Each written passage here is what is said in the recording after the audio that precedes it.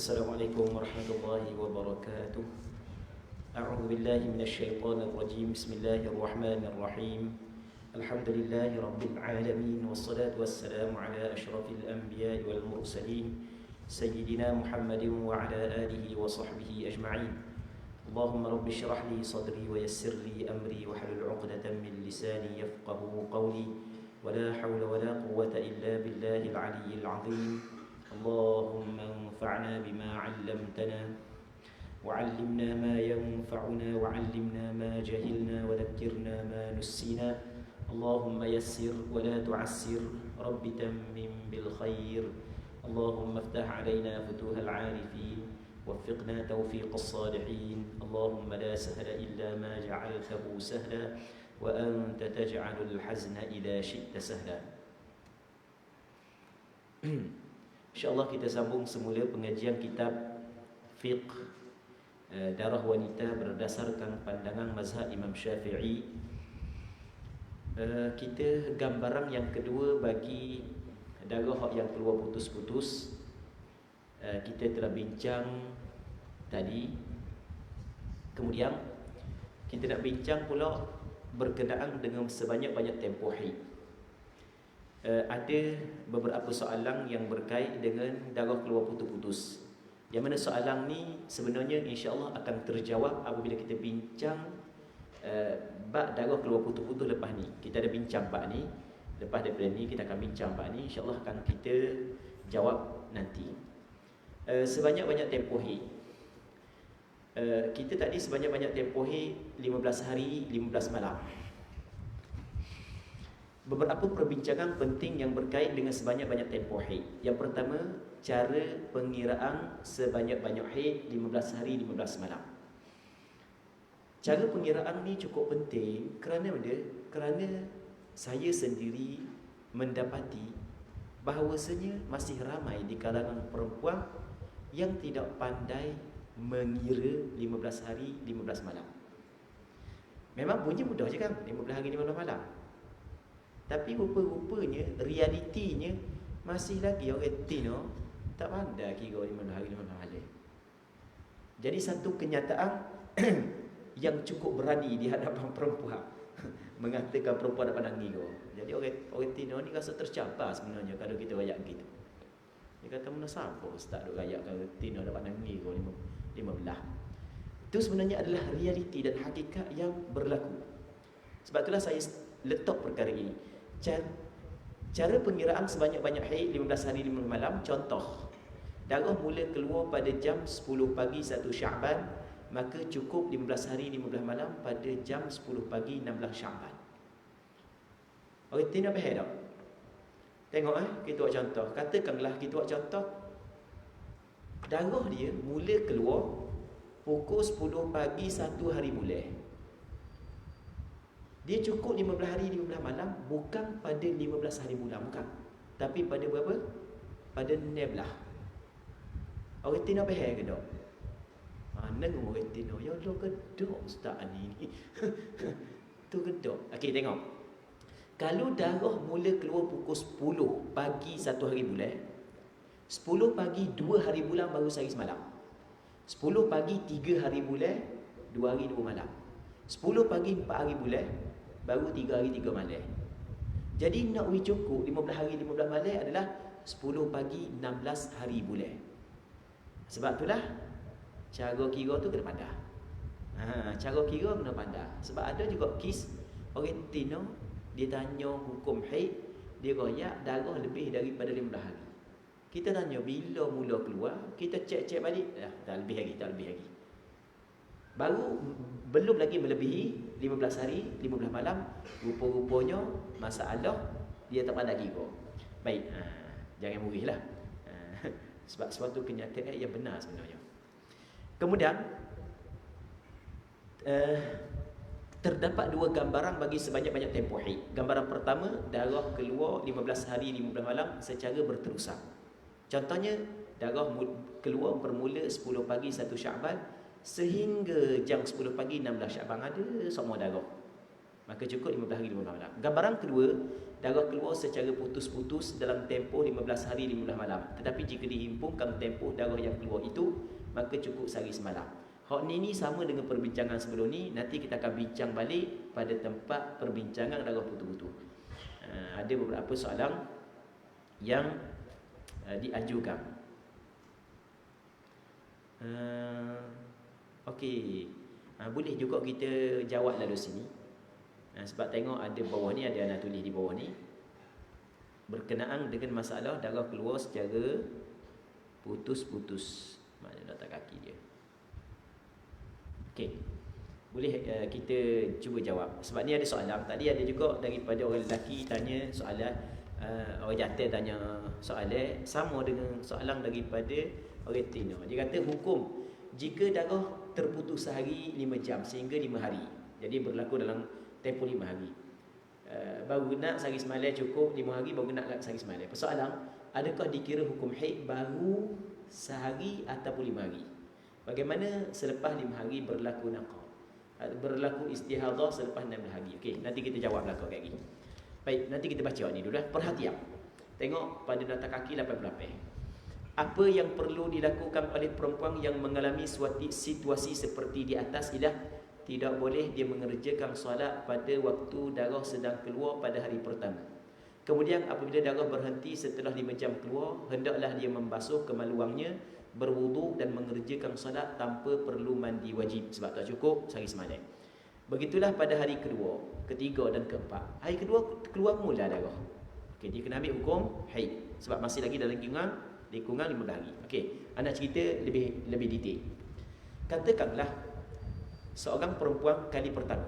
Ni kita cerita kali pertama sebab dia kali pertama hukum dia berbeza dengan kali kedua. Okey, kali pertama perempuan ni keluar darah 5 jam. Soal sebelum ni dia telah mempunyai adat kebiasaan keluar 6 hari 7 hari, waktu nombor 2. Waktu kita tak mau kira. Sebab adat perempuan boleh berubah kepada lebih banyak dan boleh berubah kepada kurang. Itu kaedah dia. Okey, sekarang ni Leni orang Tino dia keluar darah 5 jam. Ni contoh sahaja 5 jam. Kemudian darah berhenti. Masa keluar darah dia kena mengambil hukum haid terlebih dahulu. Apabila berhenti, maka di situ dia kena mengambil hukum suci. Oh, tak ada darah dah ni. Tak cukup 24 jam keluar. Oh, kalau gitu kena solat lah. Sebab tidak ada yang menggugurkan kewajipan solat. Dah kena mandi wajib ke tak? Tak kena mandi wajib sebab bukan haid. Ni hak peringkat awal dulu. Tiba-tiba esok tubik mula darah. Tubik mula darah, daripada hari pertama sehingga tubik mula masih lagi dalam lingkungan 15 hari. Jadi kena ambil hukum haid. Tak boleh sembahyang mula dia. Tak boleh sembahyang mula. Lepas tu tiba-tiba darah berhenti pula. Kena sembahyang. Capuk, hak nu 5 jam, hak ni 5 jam, baru 10 jam. Istihadah. Basuh kemaluan, ambil wuduk sembahyang. Begitu hari ketiga, hari keempat dan hari kelima. Cukup hari kelima darah berhenti pula. 5 jam. Cukup dah sekurang-kurang haid. Okey, hari kelima barulah dia mengetahui kesemua darah tersebut adalah haid. Hukum tadi semua berubah belaka. Okey, boleh faham tak? Jadi di sini apabila darah berhenti pada hari kelima, wajib dia kena mandi dan wajib dia kena solat. Sini kena mandi sebab cukup dah 24 jam. Okey, soalan. Ketika berlaku dalam tempoh 5 hari. 5 jam. Baik. Haid dia berapa hari sebenarnya? Sehari semalam ke ataupun 5 hari 5 malam? Boleh faham ke tak? Soalan. Ni soalan yang diajukan oleh orang Tino saat ni. Baik, jawapannya menurut pandangan mu'tamad, dan kita akan bincang bab ni sampai tempat dia. Menurut pandangan mu'tamad dalam mazhab Imam Syafi'i, haid dia adalah 5 hari. Kerana apabila darah ini telah cukup sehari semalam dan darah ini dihukumkan sebagai haid, naqah ni bersih daripada darah yang berada di celah-celahnya juga dihukumkan sebagai haid. Okey, boleh faham ke tak? Boleh faham Ulang sekali lagi. Sekarang ni apabila darah ni sudah mencukupi syarat haid, maka kita hukum darah tersebut adalah darah haid. 5 jam. Semua sekali ni adalah haid yang sama, bukan haid yang berbeza. Dia tidak boleh kita nak kata haid yang berbeza, melainkan mesti kena ada sekurang-kurang suci di celahnya 15 hari. Okey.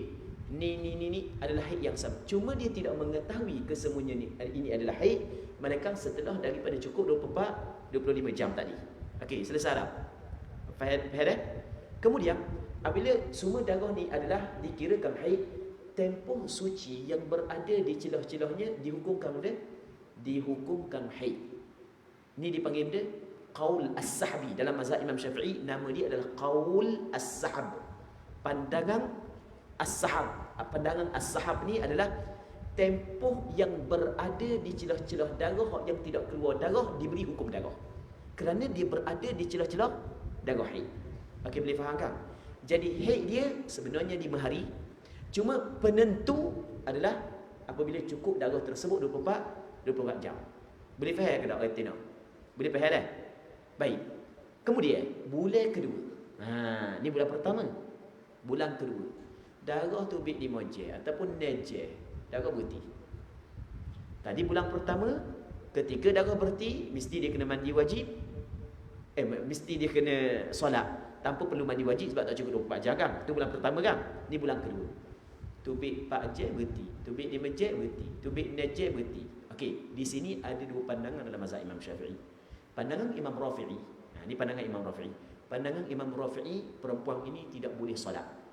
Bahkan perempuan ini kena tunggu sehingga cukup 5 hari sebagaimana benda yang berlaku pada bulan lepas. Kerana pada bulan lepas tempoh berhenti juga dihukumkan haid. Boleh faham tak? Boleh faham tak Retina? Bulan pertama cara kita nak buat lain, bulan kedua lain. Bulan pertama oleh kerana belum lagi ada ukuran, darah berhenti datang semula, maka apabila berhenti kena mengambil hukum suci. Bulan kedua darah mari 5 jam ataupun 6 jam tiba-tiba berhenti, mengikut pandangan Imam Rafi'i, dia tak boleh solat. Sampai ke berapa hari?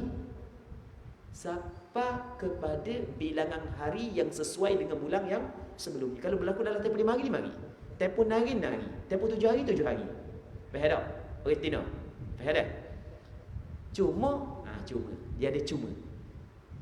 Dia dalam kita pengajian, dalam teori, dalam pengajian, semua cabang ihtimal, cuma cabang kemungkinan yang boleh berlaku kita kena sebut belaka.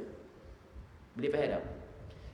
Cuma bulan yang kedua mungkin terjadi seperti bulan yang pertama. Kalau jadi macam bulan pertama, selesai. Boleh faham tak? Jadi lepas dia mencet tu darah berhenti, dia pun tak solat. Lepas tu duduk sebentar, tu semula darah. Lepas tu berhenti, tak solat juga, tu sebentar. Berlaku dalam tempoh 5 hari, sama dengan bulan lepas. Selesai dah.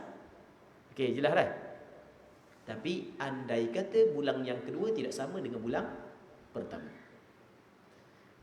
Saat ni bulan pertama jadi berlaku dalam tempoh berapa hari? 5 hari. Dia pun pas darah berhenti 5 jam, 6 jam ke 10 jam ke kira lah.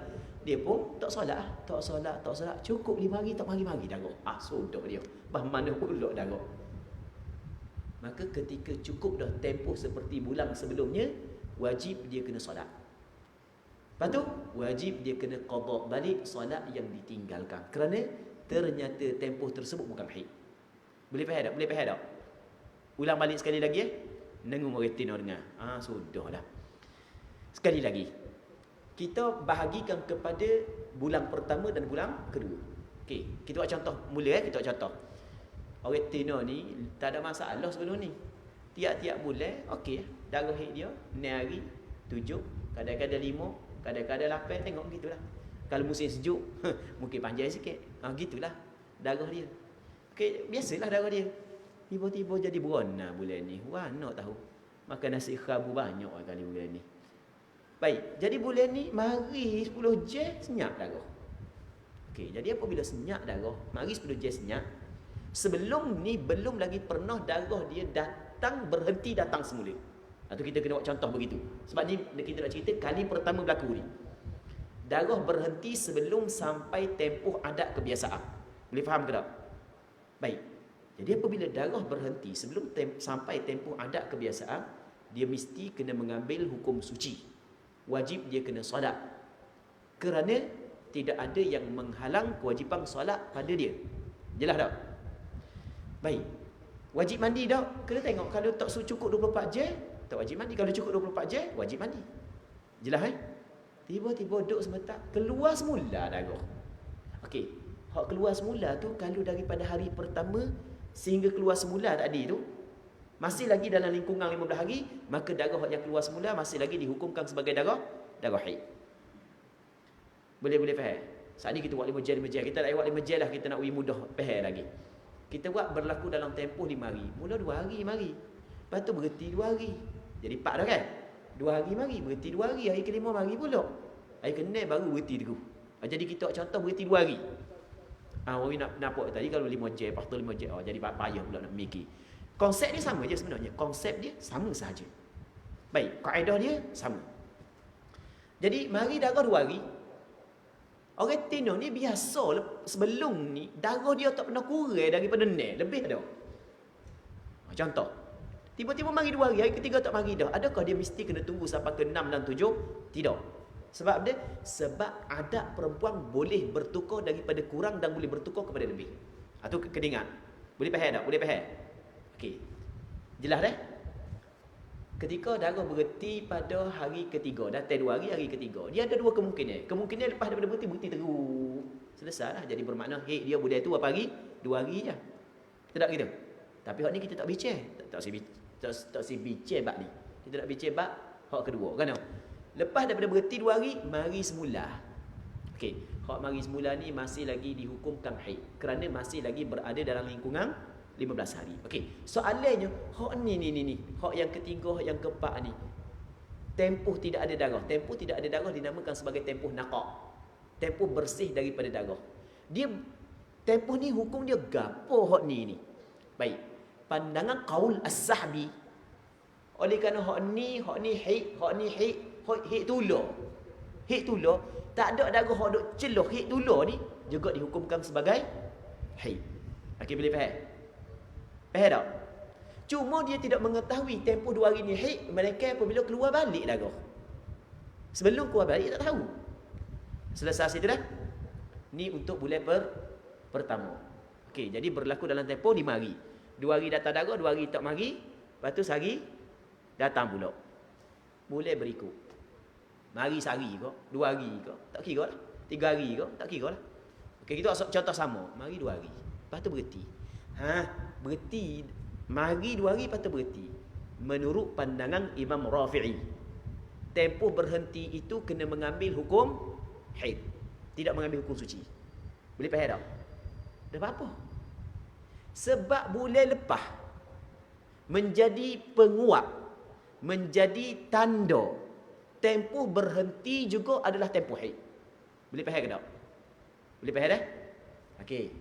Berhenti ni dia tak boleh sembahyang. Mengikut pandangan Imam Rafi'i. Jangan tanya pandangan Imam Nawawi. Sebab kita nak fokus sesar dulu. Tidak kalau banyak sangat kita sebut jadi cambar lagi. Okey, boleh faham tak ni? Ni pandangan dia, pandangan Imam Rafi'i. Okey, hari ke ni tak mari darah. Tak boleh sembahyang awak. Dah sampai berapa hari? Sampai cukup 5 hari, po bulan lepas dah. Baik. Boleh hak yang kedua, hak yang terjadi lagu ni, dia ada 2 kemungkinan. Faham tak? Kemungkinan yang pertama memang sama dengan bulan sebelum. Maksudnya berhenti sekejap, mari pula. Faham tak? Jadi kalau berhenti sekejap, mari pula, jelas tempoh berhenti adalah tempoh haid. Tapi ada tak kemungkinan bulan kedua rupa-rupanya tak sama bulan pertama? Ada tak kemungkinan? Ada kemungkinan. Baik, berhenti 2 hari.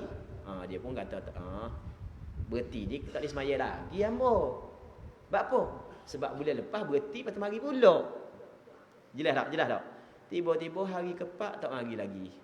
Hari ke-5 tak mari lagi. Sudahlah dia kata. Masuk hari ke-6 tak mari lagi. Okey, hari ke-6 saat ni tu awak kena mandi wajib dan awak kena solat.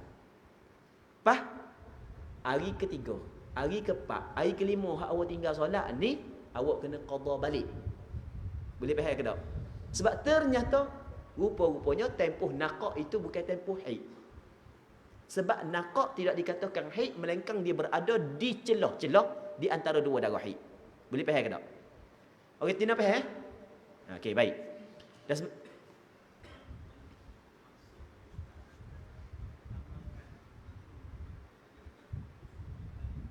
Okey. Betul.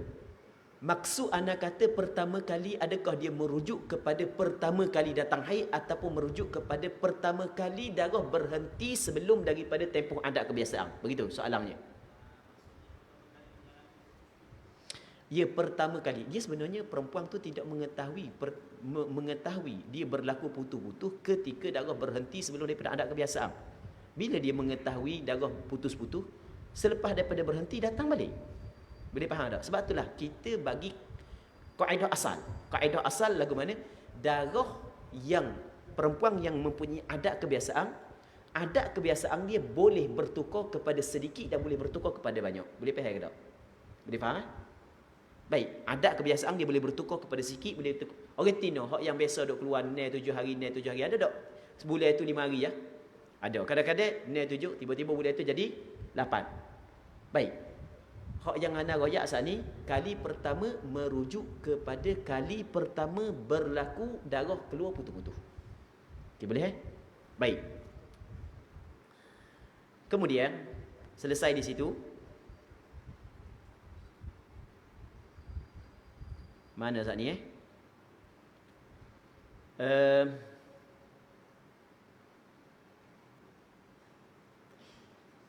kita muka surat 41 Darah yang cukup sehari semalam dan tidak melebihi 15 hari 15 malam. Ada juga buku-buku yang dia buku ni cetakan kali kedua. Cetakan kali kedua mungkin ada sedikit berbeza daripada sedikit je. Ada tempat-tempat hak yang anak tambah baris, hak yang perkataan Arab. Lepas tu ada anak sikit-sikit je hak yang kali yang kedua. Cetakan yang kedua. Lepas tu ada juga dalam lebih kurang 13 biji tadi cetakan yang pertama.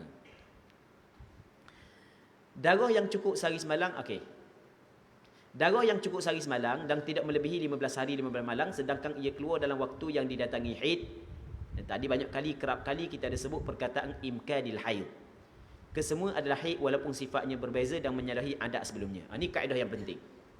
Ini kaedah yang cukup penting yang perlu kita kena faham. Ada sebahagian daripada perempuan adat kebiasaan haidnya 6-7 tidak lebih daripada 7. Tiba-tiba bulan ni hari ke-8 masih lagi ada darah. Maka ada sebahagian daripada perempuan dia kata lagu mana? Hari ke-8 itu adalah istihadah.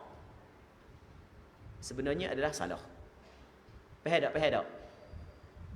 Perempuan ni dia telah mempunyai adat kebiasaan haid 6, 7, 5, 6, 7. Tapi dia tak pernah lah sebelum daripada ni sampai ke-8.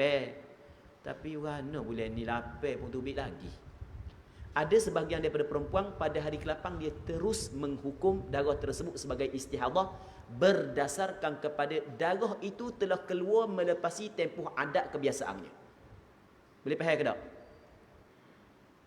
Keputusan itu adalah sebenarnya keputusan yang salah. Kerana dia? Kerana sebanyak-banyak haid perempuan adalah 15 hari 15 malam. Darah yang keluar dalam lingkungan 15 hari 15 malam selama mana tidak lebih daripada 15 hari 15 malam semuanya haid walaupun sifatnya berbeza walaupun menyalahi adat sebelumnya. Boleh faham tak? Menyalahi adat sebelumnya ke tak menyalahi adat sebelumnya ke selama mana masih lagi tidak melepasi 15 hari semuanya adalah haid. Baik. Kemudian kita nak bincang berkenaan dengan permasalahan baru tempoh suci di antara dua haid. Tempoh suci di antara dua haid. Maksudnya di antara dua haid. Haid yang pertama, haid yang berikutnya. Seorang perempuan datang haid, kemudian berhenti sekejap, datang pula darah. Darah yang mari pula saat ni tu, dia tidak boleh kita nak hukum menurut pandangan fiqh. Tidak boleh kita nak hukum darah itu haid yang berikutnya melainkan kena ada sekurang-kurang suci di antara dua darah tersebut 15 hari 15 malam. Boleh faham dah? Faham dah Okey. Sekurang-kurang tempoh suci di antara dua haid adalah 15 hari 15 malam. Kebiasaan tempoh suci ialah 23 atau 24 hari. Itu kebiasaan. Kebiasaan perempuan dalam tempoh 30 hari ada haid ada suci. Kebiasaan haid 6-7. Kebiasaan suci 23-24. Tidak ada hak bagi sebanyak-banyak suci. Kadang-kadang dalam tempoh setahun perempuan tak datang haid. Contoh perempuan lepas daripada bersalin, nyusu anak setahun tak mari haid. Tidak ada had bagi sebanyak-banyak haid. Okey, kemudian setiap satu daripada kenyataan tadi tu ana buat perincian balik. Sekurang-kurang tempoh haid tempoh suci antara dua haid. Beberapa perbincangan penting yang berkait dengan sekurang-kurang tempoh suci di antara dua haid. Contohnya, seorang wanita yang didatangi darah haid sebanyak 7 hari. Setelah itu dia mengalami suci sebanyak 15 hari 15 malam. Kemudian darah datang semula pada hari ke-23. Tengok mula dia datang 7 hari. Suci 15 hari. 7 capur 15 jadi berapa? 7 capur 15 22. Okey, hari ke-23 mari pula darah. Maka darah yang datang semula itu dihukumkan sebagai haid yang baharu. Alasannya benda kerana telah mencukupi sekurang-kurang suci di antara dua darah tersebut. Okey, orang Tino kena faham hebat ni. Ada orang Tino, ni contoh mari darah 7 hari. Lepas tu berhenti 15, 22, 23 mari mula. Maka hari ke-23 itu adalah haid yang berikutnya. Kata orang Tino ni ambo ni tak pernah jadi gini ni. Hak biasa-biasanya sebulan sekali je haid. Hak ni warna sebulan jadi 2 kali haid ni. Faham tak soalan tu? Jadi hak biasanya mari haid 7 hari, suci 23, 24, kadang-kadang 25, kadang-kadang 22 cuci, lepas tu baru mari pula. Ni tak ada cukup suci hak biasa ni, hak biasa-biasa ni. Mari dah darah. Kata orang Tino. Kata ulama, darah hak mari pula walaupun menyalahi adat awak sebelum daripada ni, awak kena tengok dulu. Tengok ruana. Dia keluar dalam waktu imkanil haid ataupun tidak. Kita ulang banyak kali waktu imkanil haid. Imkan ni maksudnya waktu yang boleh didatangi haid. Waktu yang boleh didatangi haid adalah setelah mengalami sekurang-kurang suci. Apabila telah mengalami sekurang-kurang suci 15 hari 15 malam, lepas daripada tu semuanya waktu imkanil haid. Datang je darah, datang je darah. Oh payah capu kecek. Mari je darah, datang je darah, maka darah yang datang itu dihukumkan sebagai darah haid yang berikutnya. Tak apa, menyerikan keadaan. Kecek bau wudu dia menyerikan keadaan.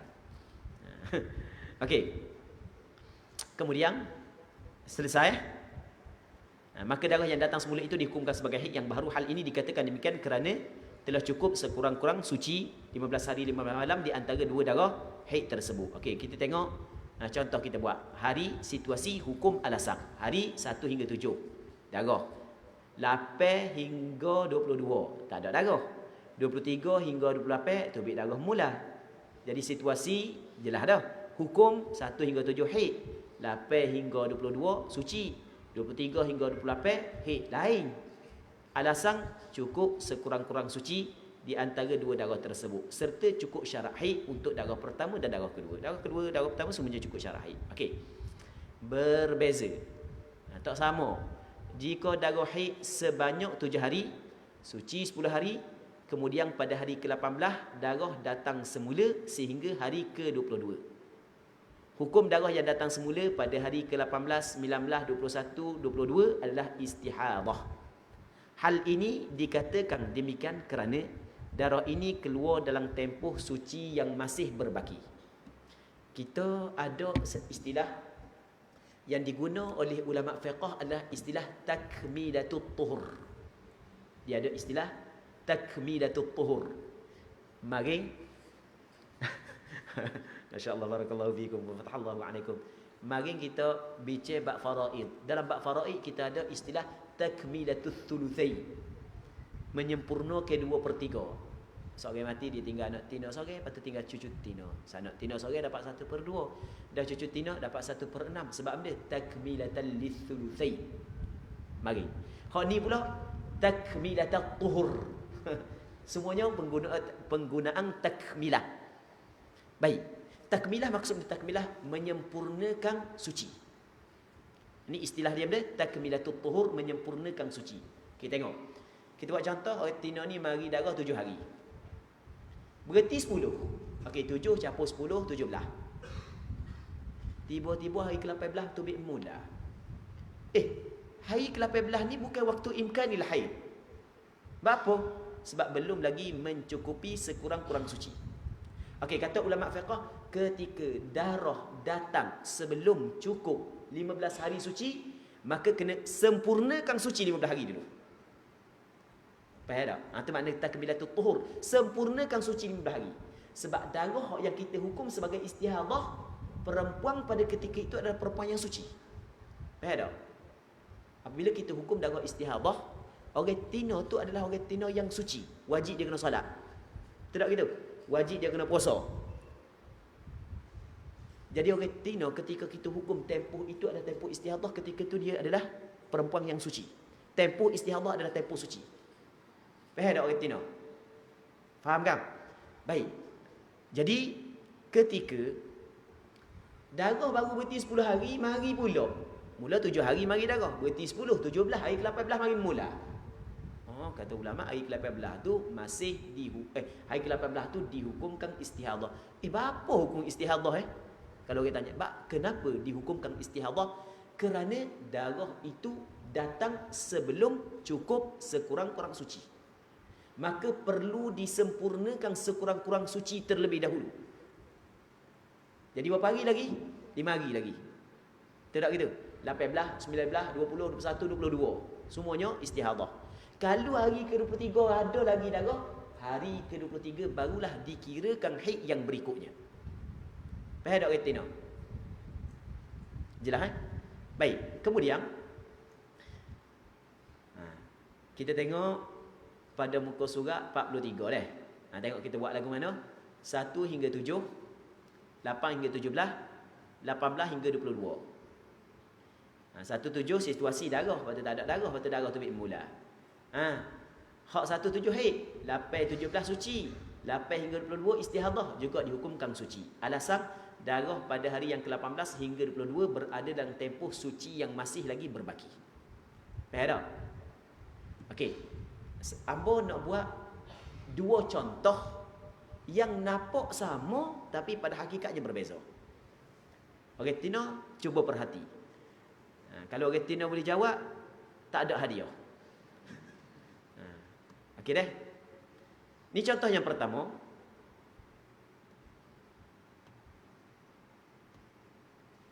Nak nampak? Nampak tak? Okey, tengoklah. Jadi hak yang nampak, alhamdulillah, hak yang tak nampak juga. Tak nampak? Okey, tak nampak lagi. Sekali lagi dah. Mula-mula.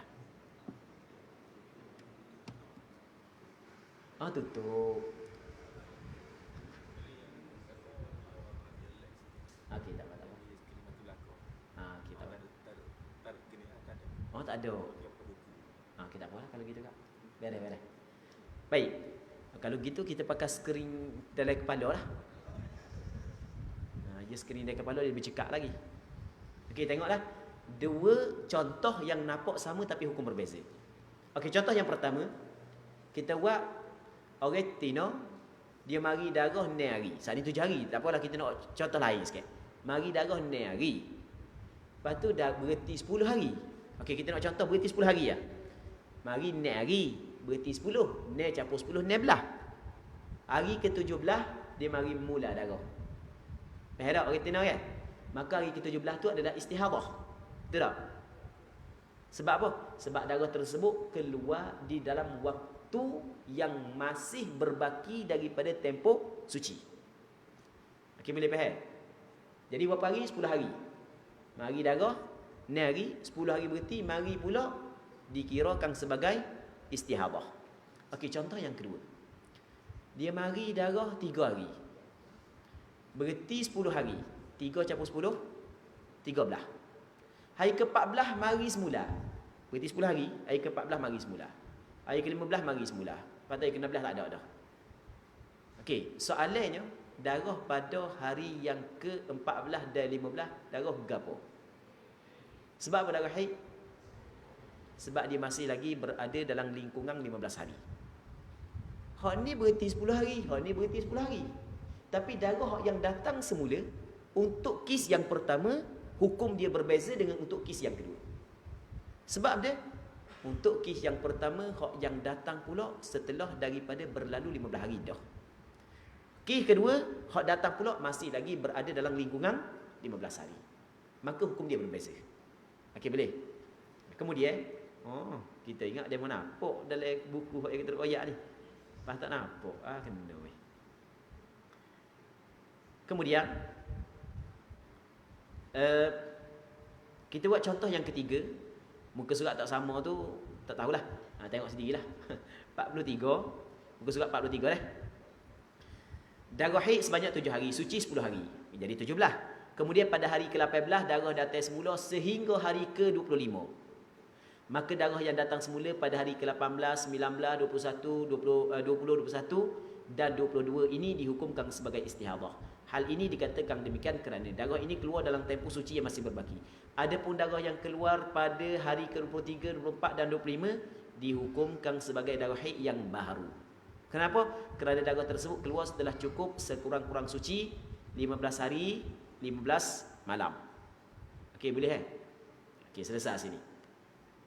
Kemudian kita tengok pada muka surat 44. Kita ada buat contoh tanda suci. Dia kita nak tahu mana suci kedok ni.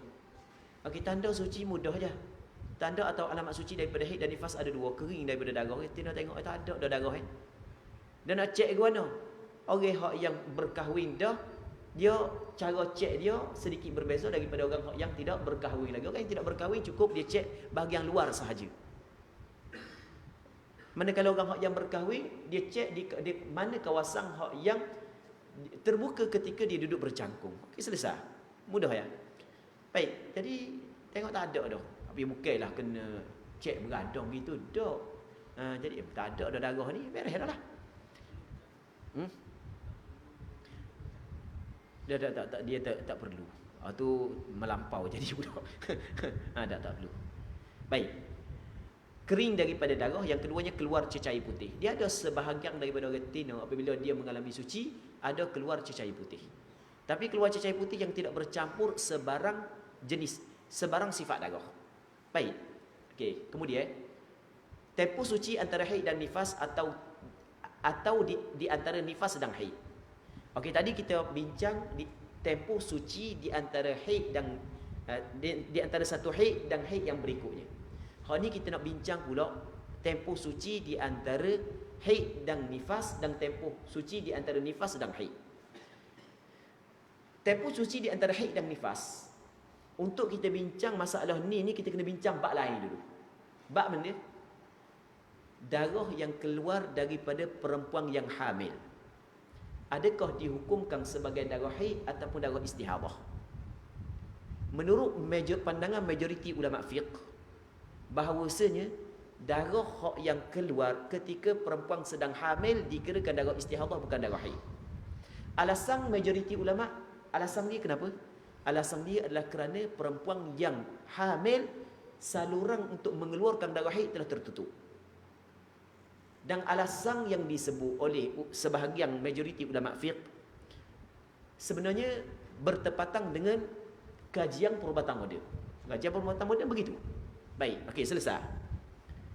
Namun pandangan mu'tamad dalam mazhab Imam Syafi'i dan pandangan mazhab Maliki, pandangan segelintir ulama mazhab Hambali antaranya Syekh Ibn Taymiyah sendiri, berpandangan bahawasanya darah yang keluar daripada perempuan yang hamil apabila cukup syarat haid, syarat mesti kena cukup syarat haid, maka darah itu dihukumkan sebagai darah haid.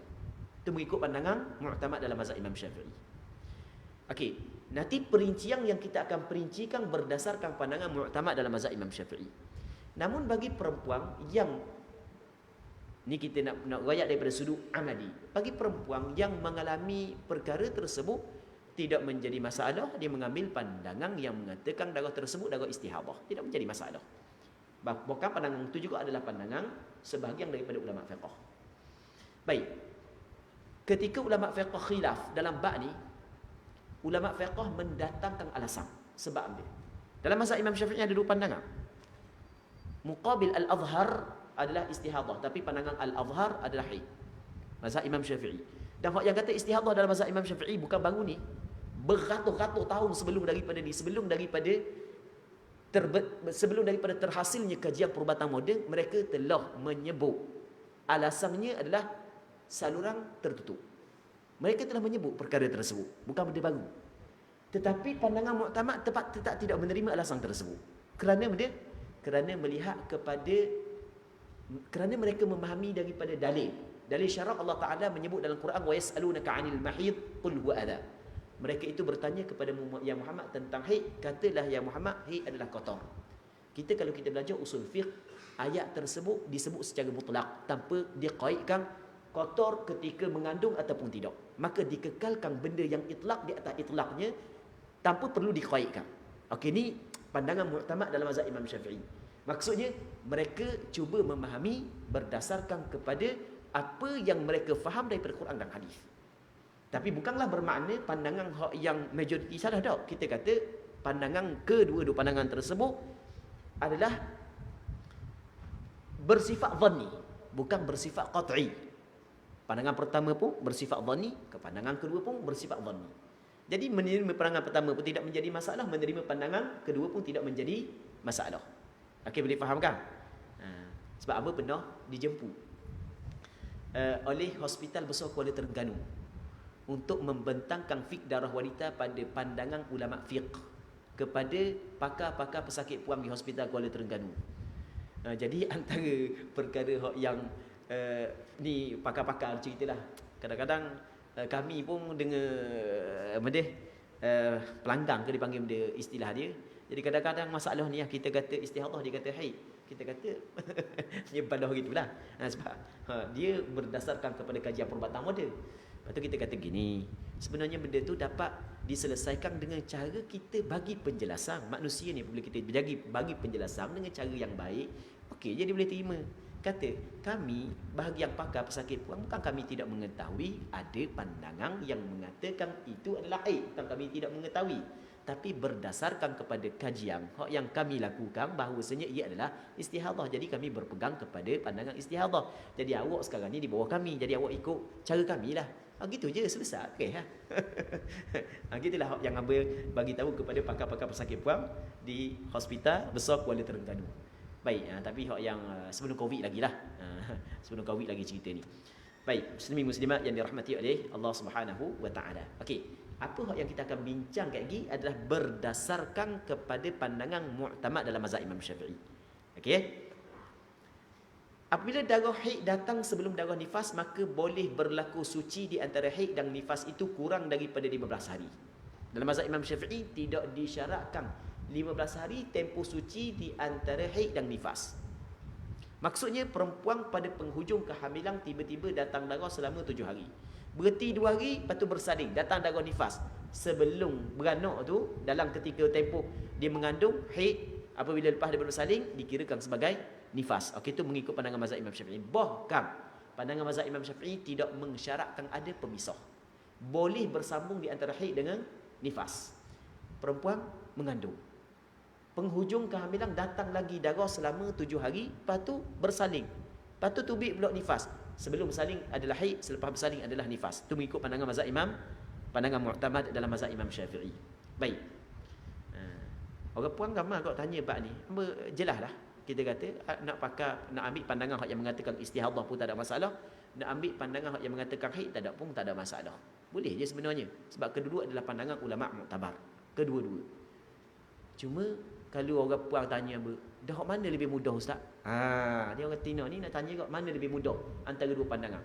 Kalau pandangan hamba lah, pandangan hamba, kalau hak yang lebih mudah hukum haid berbanding dengan istihadah. Sebab apa? Sebab hukum haid tak wajib solat. Kalau istihadah wajib solat. Saya tanya orang Tino, solat dengan tak solat mana mudah? Tak ada sore pun orang Tino kata mudah solat berbanding tak solat. Tu tak gitu? Mungkinlah tak maqam wali ya mungkin. Jadi kalau tak solat jadi tak senang duduk pula. Ke kan? Sebab dia ada sebahagian daripada perempuan awal kehamilan dia masih lagi datang darah. Bulan pertama, bulan kedua, bulan ketiga. Ada sebahagian daripada perempuan awal kehamilan datang darah. Jadi dia tahu hamil. Lepas tu baru kabar hamil. baru khabar mengandung. Baik. Dia saat ni tu masa tubik darah, dia ingat haid. Dia tak main atas pandangan majoriti ulama dah istihadah ke. Awak kena qada mula. Faham tak? Kerana dia tak solat kan. Masa tubik darah tu kan. Baik, jadi atas pandangan istihadah awak kena qada mula sebab tidak ada yang menggugurkan kewajipan solat. Baik. Jadi kalau nak mudah gitulah. Tapi kalau boleh berlaku nak ambil mana-mana pandangnya, cuma oleh kerana kita bincang berdasarkan kepada pandangan mu'tamad mazhab Imam Syafi'i, kita kena sebut pandangan mu'tamad dan kita akan perincikan selepas ini atas pandangan mu'tamad dalam mazhab Imam Syafi'i. Baik, kemudian oleh itu darah yang keluar sebelum kelahiran dinamakan sebagai darah haid, manakala darah yang keluar selepas kelahiran dinamakan sebagai darah nifas, walaupun tidak cukup 15 hari suci. Malahan tidak disyaratkan ada suci yang menjadi pemisah di antara haid dan nifas itu. Contohnya, seorang wanita hamil datang darah sebanyak 7 hari. Kemudian dia bersalin dan keluar darah nifas. Hukumnya, 7 hari sebelum bersalin adalah darah haid, manakala darah setelah bersalin adalah darah nifas. Okey, selesai. Okey, yang kedua. Apabila darah di nifas datang sebelum darah haid, maka ada beberapa keadaan. Tadi kan haid, nifas. Ni kita nak cerita nifas dan haid. Yang nifas dan haid ni dia ada beberapa keadaan. Keadaan yang pertama, darah nifas berhenti sebelum cukup 60 hari dan darah yang datang semula itu masih berada dalam tempoh 60 hari. Orang tina lepas beranak. Mari darah 30 hari. Hari ke-31 tak mari dah. Duduk mata, mari pula. Hak mari pula tu darah gapo? Situ soalan. Faham tak? Hak ni kita nak bincang. Jadi orang tina lepas beranak ada hak mari 35 hari. Hari ke-33 tak mari dah. Ingat pakai tak mari dah. Mari pula lepas tu. Hak mari pula tu darah gapo? Hak ni kita nak bincang. Baik. Kata ulama fiqh mazhab Imam Syafi'i, kalaulah berhenti dalam lingkungan 60 hari, datang pula masih lagi dalam lingkungan 60 hari, maka kena tengok tempoh berhenti. Kalau tempoh berhenti 15 hari ke atas, maka hak datang pula adalah haid, bukan nifas. Kalau berhenti tak sampai 15 hari, maka hak datang pula masih lagi dikirakan nifas. Faham tak retina? Kita buat contoh. Retina mari darah 30 hari. Hari ke-31 tak mari dah. 31, 32, 30 sampai ke 40. 41 mari mula. Maka dia kena tengok berapa hari berhenti 31 sampai 40, 10 hari berhenti. Jadi bermakna hari ke-41 masih lagi nifas. Kerana tempoh berhenti tak sampai 50 hari. Okey, contoh yang kedua. Didatang darah 30 hari. Lepas tu kita campur 15 hari. 30 campur 15 jadi 45. 46 hari mula. Hari ke-46. Okey, 46 tu dikirakan haid. Dikirakan darah haid. Sebab ada dah tempoh pemisah, tempoh suci. Jadi sekurang-kurang suci di antara nifas dan haid yang berlaku dalam tempoh 60 hari, sekurang-kurang suci 50 hari. Kalau tak cukup 50 hari, masih lagi dihukumkan sebagai nifas. Baik. Hak ni bab suci di antara haid, suci di nifas sebenarnya adalah sampingnya aja. Jadi oleh kerana siapa ada tempat suci di antara dua haid, kita cerita lalu bab ni. Kemudian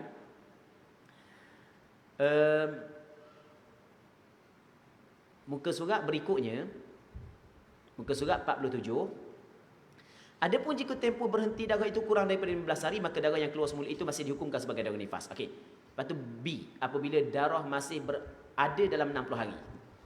Apabila darah masih ada selepas 60 hari. Okey. Saat ni berhenti sebelum 60 hari. Ni apabila darah masih ada selepas 60 hari, maka kita perlu perhatikan. Orang tina ni nifas dia sebanyak-banyak 60 hari. Sepatutnya hak ni kita bincang dalam bab nifas. Tetapi oleh kerana kita dah bincang dah tadi, pakai perhabis lalulah. Bincang sini. Apabila darah masih ada selepas daripada 60 hari, sebab sebanyak-banyak nifas 60 hari, tiap hari ke-61 masih lagi ada, maka kita perlu perhatikan. Jika darah berhenti sebelum hari ke-61. Sebelum 61 dia berhenti dah sekejap. Walaupun tempoh berhenti itu satu lahzah, sekejap je berhenti. Lepas tu hari ke-61 tubik semula, maka darah yang datang semula setelah hari ke-60 itu dihukumkan sebagai darah haid. Kemudian Tengok di dalam itu ada ambo buat apa tulis-tulis gapo tu, bawah tu lah. Dalam nota kaki. Berbeza jika darah tidak berhenti sehingga sempat melepasi 60 hari. Daripada hari pertama sampai ke 61 tak berhenti-berhenti darah, maka perempuan yang mengalami situasi seperti ini dinamakan sebagai perempuan mustahadah dalam nifas yang akan dibincangkan nanti. Hak ni kita akan bincang dalam tajuk yang khusus. Akhir buku ni ada. Baik. Hak ni hak yang darah yang keluar putus-putus sebenarnya kita bincang dah. Ni kita baca cepat-cepat, lepas tu nanti kita akan buat kesimpulan ya. Darah hak keluar putus-putus. Dihitungkan ke semua darah yang keluar secara putus-putus dalam masa 15 hari ke bawah. Dalam tempoh 15 hari ke bawah kena kira belakang. Hak keluar putus-putus. Lepas tu kena ingatlah kaedah yang kita royak tadi tu. Kita hanya menghukum secara zahir sahaja. Bila bermula keluar darah, bila berhenti, semua secara zahir belaka. Okey, boleh faham kan? Baik, semua secara zahir. Orang Tino, dia tidur malam. Ni sebagai contoh, dia tidur malam. Tiba-tiba dia bangun pagi esok. Sebelum subuh, tengok darah tak ada. Sebelum subuh. Subuh dah ni, pukul 6. Pukul 5.45 dia bangun dah. Tak ada dah darah Maka wajib dia kena sembahyang isyak. Okey, jelas kan? Wajib dia kena sembahyang isyak. Sehingga kan dalam mazhab Imam Syafi'i, walaupun hanya dia sempat waktu isyak sekadar takbiratul ihram. Itu pandangan mu'tamad dalam mazhab Imam Syafi'i. Wajib dia kena sembahyang isyak.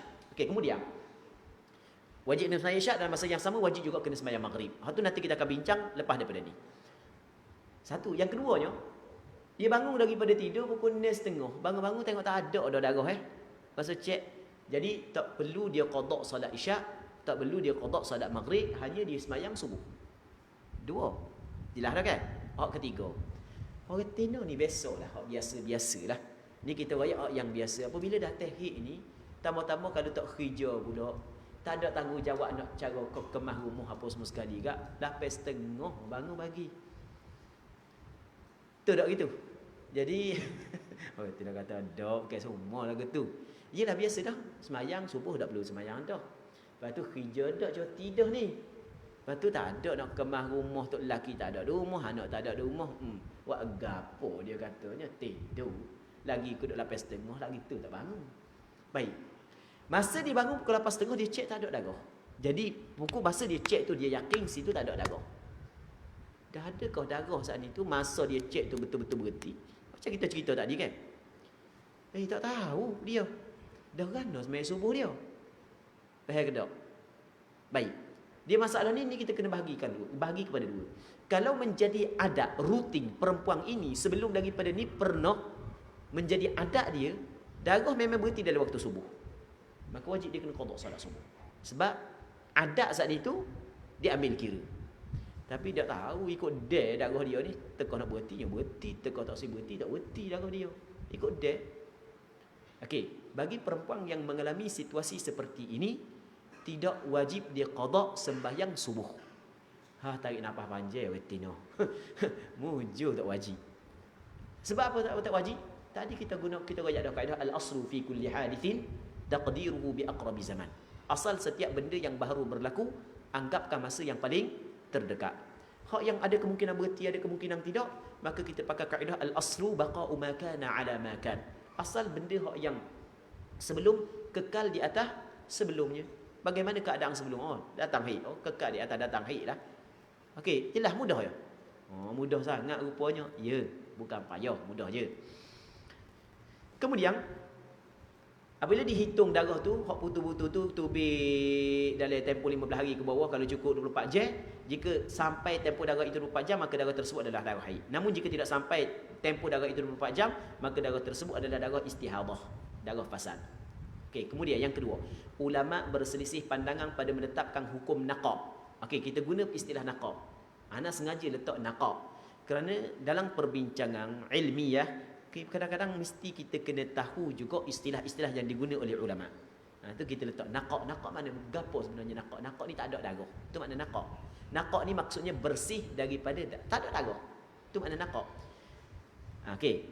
Ulama berselisih pandangan pada menetapkan hukum naqab. Maksud hukum naqab, hukum bersih daripada darah yang berada di celah-celah darah itu. Tadi kita buat contoh.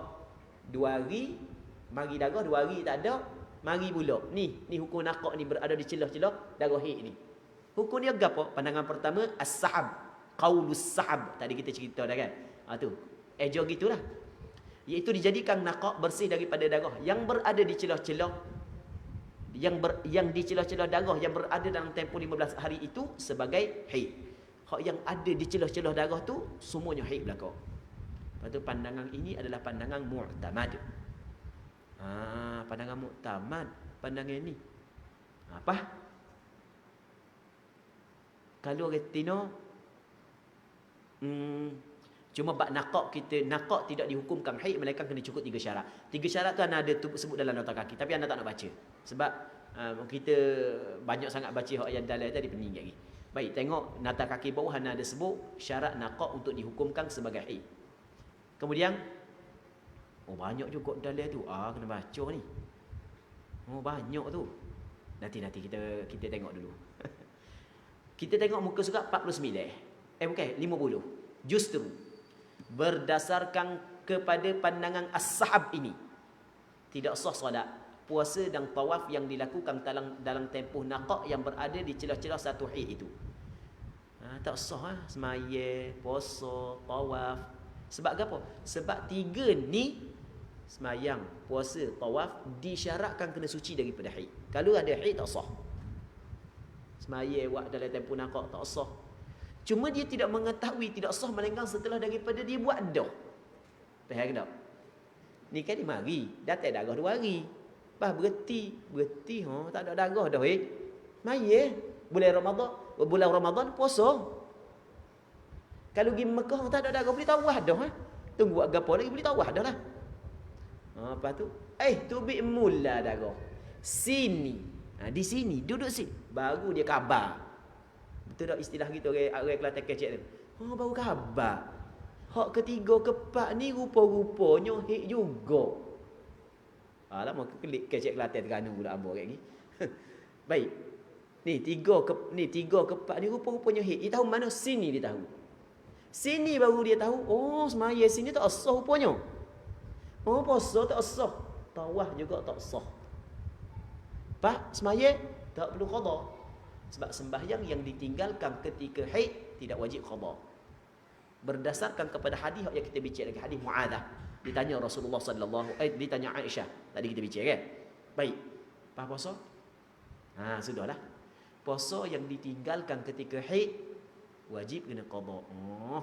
Awak kena qada balik puasa. Pas tawaf? Tawaf kalau buat rukun umrah, rukun haji, tak sah tawaf tu. Awak kena pergi tawaf mula. Baik. Dan pernah berlaku kepada perempuan yang pergi umrah sampai di airport nak terbang dah. Tiba-tiba tubik mula dah kau. Hak tubik mula saat itu baru lagi 9. Sudah. Pas tawaf tak sah. Belum dikirakan bertahallul atas qaul as-sahbi. Okey, ketika itu kebiasaan mutawif akan royak kan? Sah dah. Apa sah tak apa ikut mutawif dah lah. Faham tak? Sebab dia gini orang awam dia la madhhabalah, madhhabuhu madhhabu mufti. Dia tidak ada madhhab. Madhhabnya adalah madhhab orang yang royak ke dihukum. Orang royak dihukum orang pandai sudah mencukupi untuk dia. Jadi sah dah. Sebab mutawif royak sah tu dia bukan ambil qaul as-sahabi tapi dia ambil qaul al-laqti. Qaul yang kedua. Pak retina tanya pula. Retina ni dia banyak akal bab ni. Pak boleh tak kita nak ambil qaul al-laqti dalam bab puasa? Tak si qada juga. Faham tak soalan? Saat ni kan kita kena qada ke puasa sebab atas qaul as-sahabi. Qaul al-laqti tak perlu dah qada. Pak dia kata, kalau pergi buat umrah boleh ambil pandangan tu. Yalah sebab boleh, sebab susah ke awak. Dapat kalau bab puasa kalau nak ambil pandangan tu juga boleh ke tak? Kata dianya. Baik. Daripada sudut fatwa mesti kena berfatwa atas pandangan mu'tamad. Namun daripada sudut pengamalan dibolehkan perempuan mengambil pandangan yang dhaif tapi dengan syarat dia tahu boleh diambil pandangan yang dhaif selama mana pandangan yang dhaif tu bukan pandangan yang bersangatan dhaif dan bukan pandangan syadz. Bukan pandangan bersangatan dhaif dan bukan pandangan syadz. Qaul al-laqti dalam mazhab Imam Syafi'i bukan pandangan bersangatan dhaif. Bokang dia adalah muqabil al-azhar. Dia muqabil al-azhar. Kita kalau belajar di dalam kitab kalau kita belajar, kejap anak nak cari. Ni. Kalau berasal muka surat ni. Muka surat apa 49. Tengok 49, kita tengok perkataan Imam Nawawi. Ni perkataan Imam Nawawi, ni ana petik bukan daripada perkataan Imam Nawawi, syarah kepada perkataan Imam Nawawi, ke perkataan Khatib Asy-Syirbini. Syarah kepada Minhajul Talibin. Dia kata wal azharu anna an-naqa'a baida dima'i aqallil haidhi fa akthar haidun. Pandangan al-azhar. Dia kalau istilah al-azhar dalam kitab Minhajul Talibin memberi isyarat bahawasanya ada khilaf. Dan khilaf lawa dia, istilah dia muqabil, lawa dia daripada sudut dalil kuat. Dia berbeza dengan pandangan masyhur atau selagi pandangan sahih. Pandangan masyhur dengan pandangan sahih, muqabil dia lemah. Kita boleh faham ke tak? Jadi sebab itulah kita kata qaul al-Laqati juga adalah pandangan yang kuat, namun pandangan as-Sahbi adalah lebih kuat. Sebab tu pandangan as-Sahbi adalah pandangan mu'tamad. Jelas retino Baik. Jadi ambo tolong jawab kau retino. Kau duk tanya tu. Boleh kena qada balik dah puasa. Okey, baik. Selesai tu Kemudian ambo nak sebut ni so. Ni penting juga ni sebab banyak ambo tulis. Kalau ambo tulis ni sebab ambo tulis ni peringatan penting ni. Jadi kalau ambo tulis peringatan penting ni sebenarnya memang penting sungguhlah. Okey. Boleh tengok pada muka surat 49 bawah tu peringatan penting. Perempuan yang melihat darah haidnya telah kering sebelum sampai tempoh adat kebiasaan haidnya, wajib ke atasnya mengambil hukum perempuan suci terlebih dahulu tanpa perlu menunggu tempoh tertentu. Boleh faham ke tak? Orang Tino dia melihat darah berhenti sebelum sampai tempoh adat kebiasaan. Besok-besok dia nyo 7 hari. Gitulah. Tapi bulan ni Pak bertidur. Pak gana dia? Kena tunggu sampai ada kebiasaan. Jangan gitu. Kau dulu. Nanti dulu. Pak, awak ni sebelum ni pernah tak darah berhenti datang mula? Tak pernah. Kalau gitu, berhenti darah awak kena sembahyang lalu lah. Tapi mandi wajib dulu. Kalau darah tu cukup 24 je, maya lalu. Bapak kan mana maya? Sebab darah tak ada dah. Lepas tu haid awak boleh berubah. Boleh faham tak? Haid awak boleh berubah. Adat awak boleh berubah daripada kurang kepada daripada adat biasa kepada kurang, dan boleh berubah kepada banyak. Antara benda yang anda bincang dalam buku ni adalah perempuan datang darah biasanya 7 hari, 6, 7 hari, tiba-tiba bulan ni datang lebih. Apakah hukum? Orang puan ni biasa datang 6, 7, tiba-tiba datang kurang. Apakah hukum? Hak ni perlu dibincang kerana ramai yang tersalah dalam memahami isu ini. Baik. Okey, kita royak guna. Perempuan yang melihat darah haidnya telah kering sebelum sampai tempoh adat kebiasaannya, wajib ke atasnya mengambil hukum perempuan suci terlebih dahulu tanpa perlu menunggu tempoh tertentu. Selesai situ dah. Tanpa perlu menunggu sehari semalam, contoh. Justru wajib ke atasnya mandi wajib, mengerjakan solat fardu, mengerjakan puasa fardu, dan boleh suaminya bersetubuh dengannya dan lain-lain. Kenyataan ni ambil mana? Ambil baku kau ambil mana?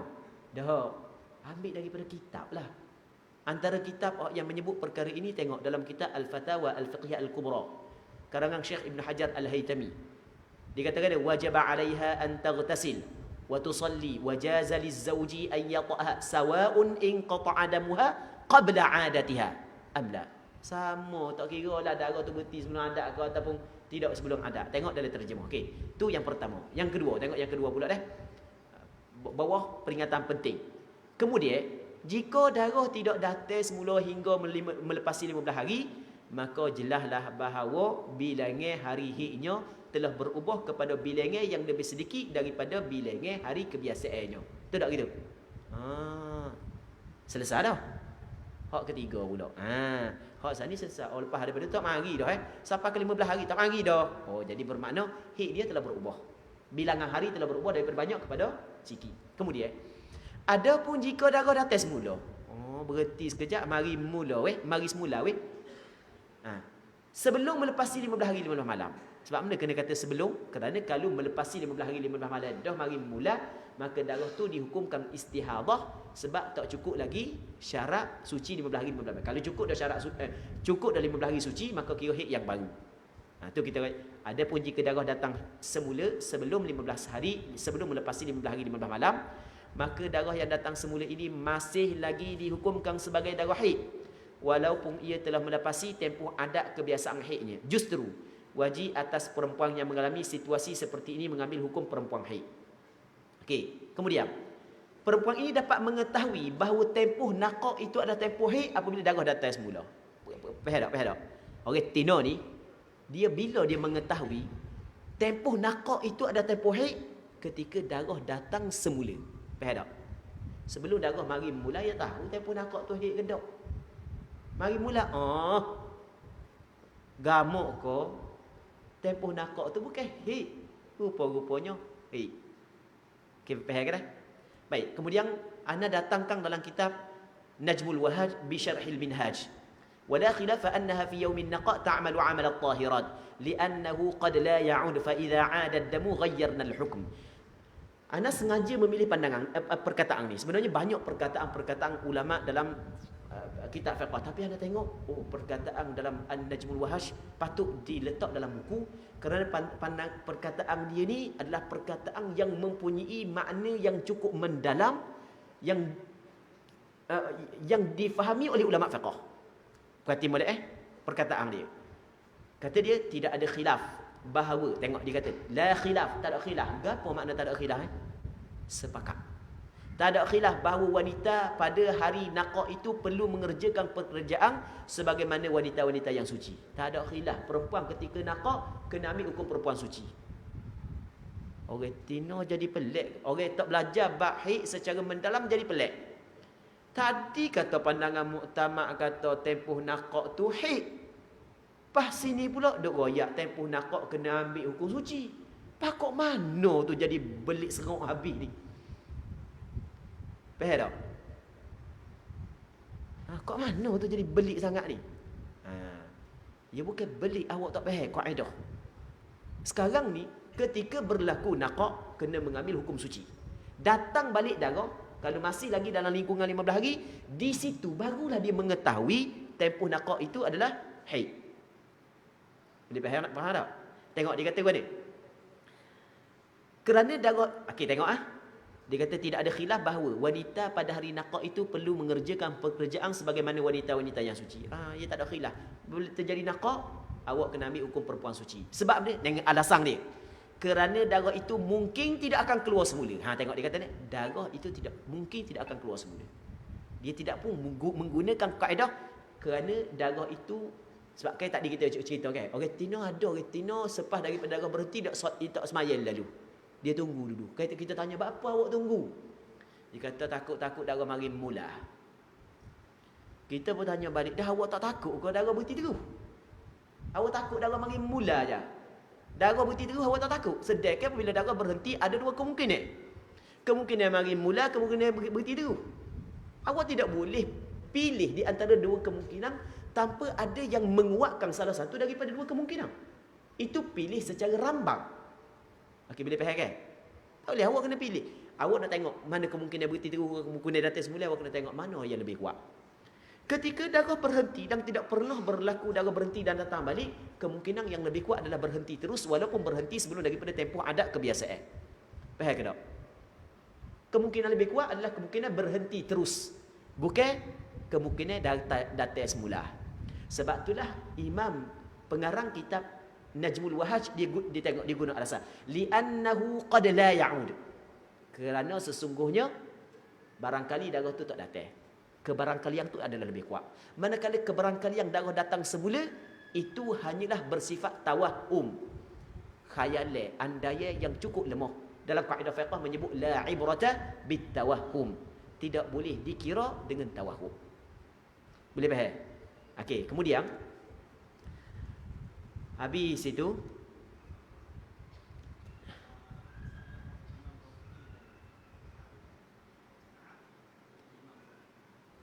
ta'aruk tak dengan Imam Rafi'i? Tidak ta'aruk.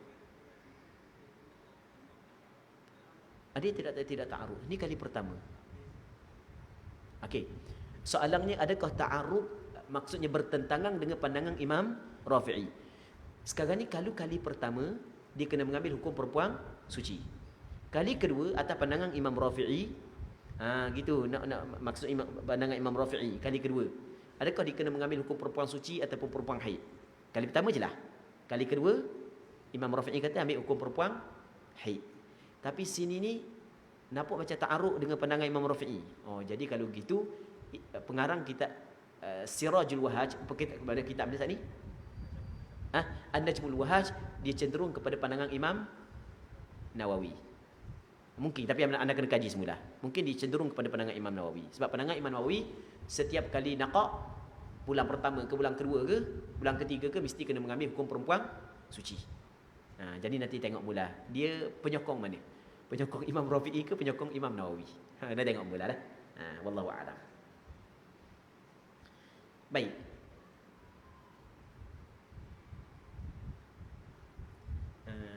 Cuma ada juga orang Tino tanya. Ni pernah ada kita royak benda yang pernah berlaku, tapi minta maaf banyaklah. Ni bukan nak kecek ngapu kok sedok ni. Ada pula orang Tino tanya. Tadi kita duk royak, apabila berlaku naqah, perempuan itu kena mengambil hukum perempuan suci. Wajib dia kena solat, wajib dia kena sembahyang, wajib dia kena puasa. Wajib kena solat, sembahyang, puasa sama aja, solat dengan sembahyang. Baik, wajib dia kena mandi wajib dia kena solat, wajib dia kena sembahyang. Baik. Lepas tu boleh tok lelaki dia bersetubuh dengan dia.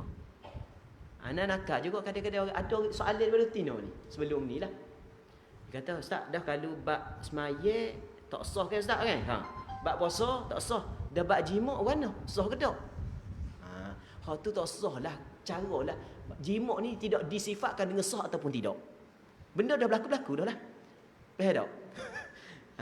Kemudian kita royak benda yang pernah ditanya oleh orang Tino. Tapi perkara tersebut disebut dalam kitab Rawdatul Talibin. Sebab anda sebut wa bayyana ala qawli sahbi wuqu'al ibadati wal jima'i fil haid lakin la ta'tham wa taqdi shaum wat tawaf duna as-salah. Ni kata Imam Nawawi dalam kitab Rawdatul Talibin. Kami telah nyata mengikut pandangan ashab, ibadat tu dan jima' berlaku dalam haid tapi tak berdosa. Cuma kena qada balik. Puasa tawaf tidak wajib qada sembahyang. Baji mak tu tu dosa. Royak dah saat ni kan. Dia tidak disifatkan dengan sah ataupun tidak, dan tidak disifatkan dengan tunai ataupun qada. Selesai. Allahu akbar. Kemudian pandangan yang kedua adalah pandangan al-laqat, qaulul laqat. Pandangan al-laqat ialah kesemua darah yang keluar secara betul-betul dihukumkan sebagai darah haid, manakala waktu naqah yang berada di celah-celahnya pula dihukumkan sebagai suci. Itu qaul al-laqti. Justru berdasarkan kepada pandangan al-laqti ini sah salat, puasa, tawaf yang dilakukan ketika tempoh naqah yang berada di celah-celah satu haid itu. Kemudian tadi kita cerita bab naqah. Lepas tu dia ada satu lagi istilah yang digunakan oleh ulama fiqh, nama dia fatrah. Dia fatrah ni dalam fiqh, dalam bab haid dia lain daripada fatrah dalam bab aqidah. Dalam bab aqidah, dalam kitab aqidah, dia ada istilah ahlul fatrah. Ahlul fatrah di lain. Ahlul fatrah ni adalah orang yang hidup di zaman yang tidak ada Nabi. Di antara Nabi Isa dengan Nabi Muhammad, tu ahlul fatrah. Ahlul fatrah ada perbincangan di kalangan ulama fiqh, ulama aqidah, adakah dia itu terselamat ataupun tidak. Sebahagian daripada ulama aqidah yang masyhur di tempat kita adalah ahlul fatrah terselamat, kerana Allah Subhanahu wa taala berfirman dalam Al-Quranul Karim, "Wa ma kunna mu'adzibina hatta nab'atha rasula." Kami tidak mengazab sehingga kami utuskan rasul. Baik, fatrah tu lain, fatrah ni lain. Fatrah ni maksudnya fatrah. Tengok naqah ialah bersih daripada darah. Tak ada darah, naqah. Manakala fatrah pula ialah situasi darah tidak mengalir keluar, akan tetapi darah masih ada dalam farak. Darah tak ada luar tapi ada dalam. Maksudnya kalau orang Tino pakai tuala orang Tino, darah tak terbit luar, tapi kalau dia cek dalam ada. Itu nama dia fatrah, nama dia. Oleh itu, tempoh fatrah ini masih lagi dikirakan sebagai tempoh haid menurut ulama mazhab Imam Syafi'i. Sama juga mazhab Hambali. Tadi kita cerita dah tadi. Baik, boleh tengok kenyataan ini disebut dalam beberapa kitab. Ana ada sebut bawah tu lah. Tengok sedikit bawah tu berkenaan dengan so lagi hok tak ingat. Sebab ana tulis perhatian. Kalau bawah tu ana tulis perhatian, kena ambil kira lah.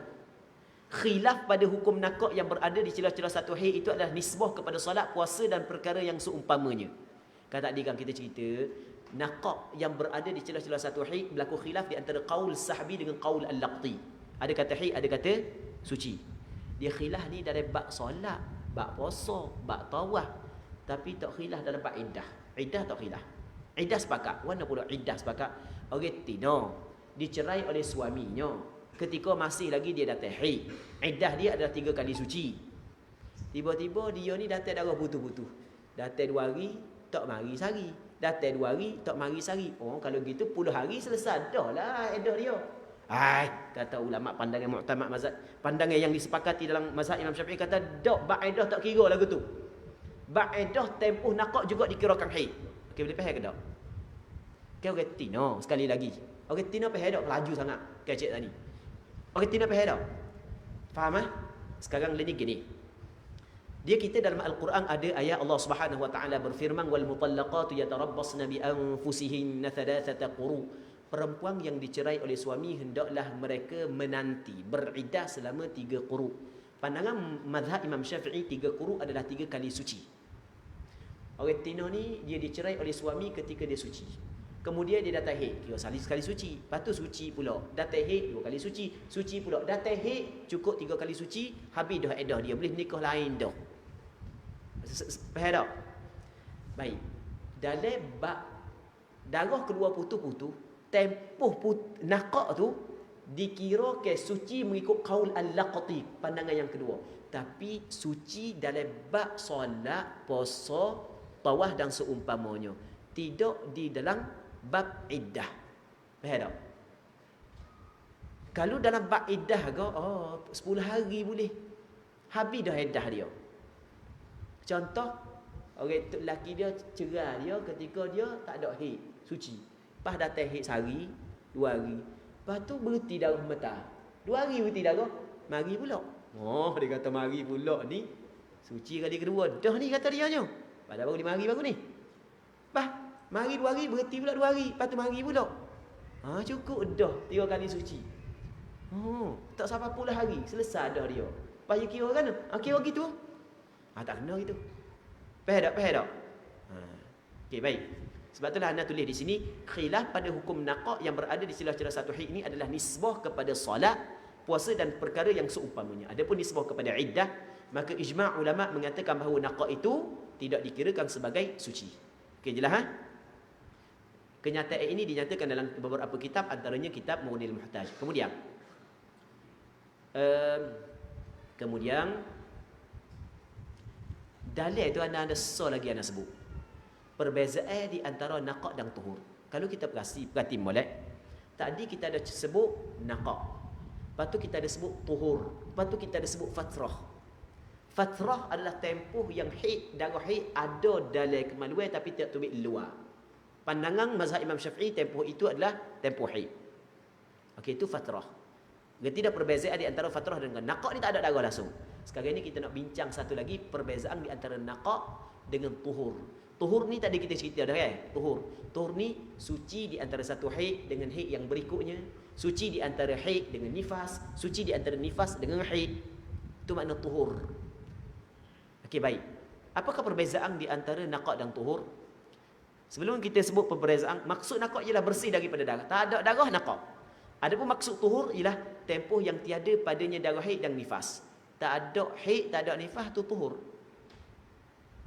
Faham tak? Tak ada haid, tak ada nifas, tu tuhur. Tak ada darah langsung, tu nakak.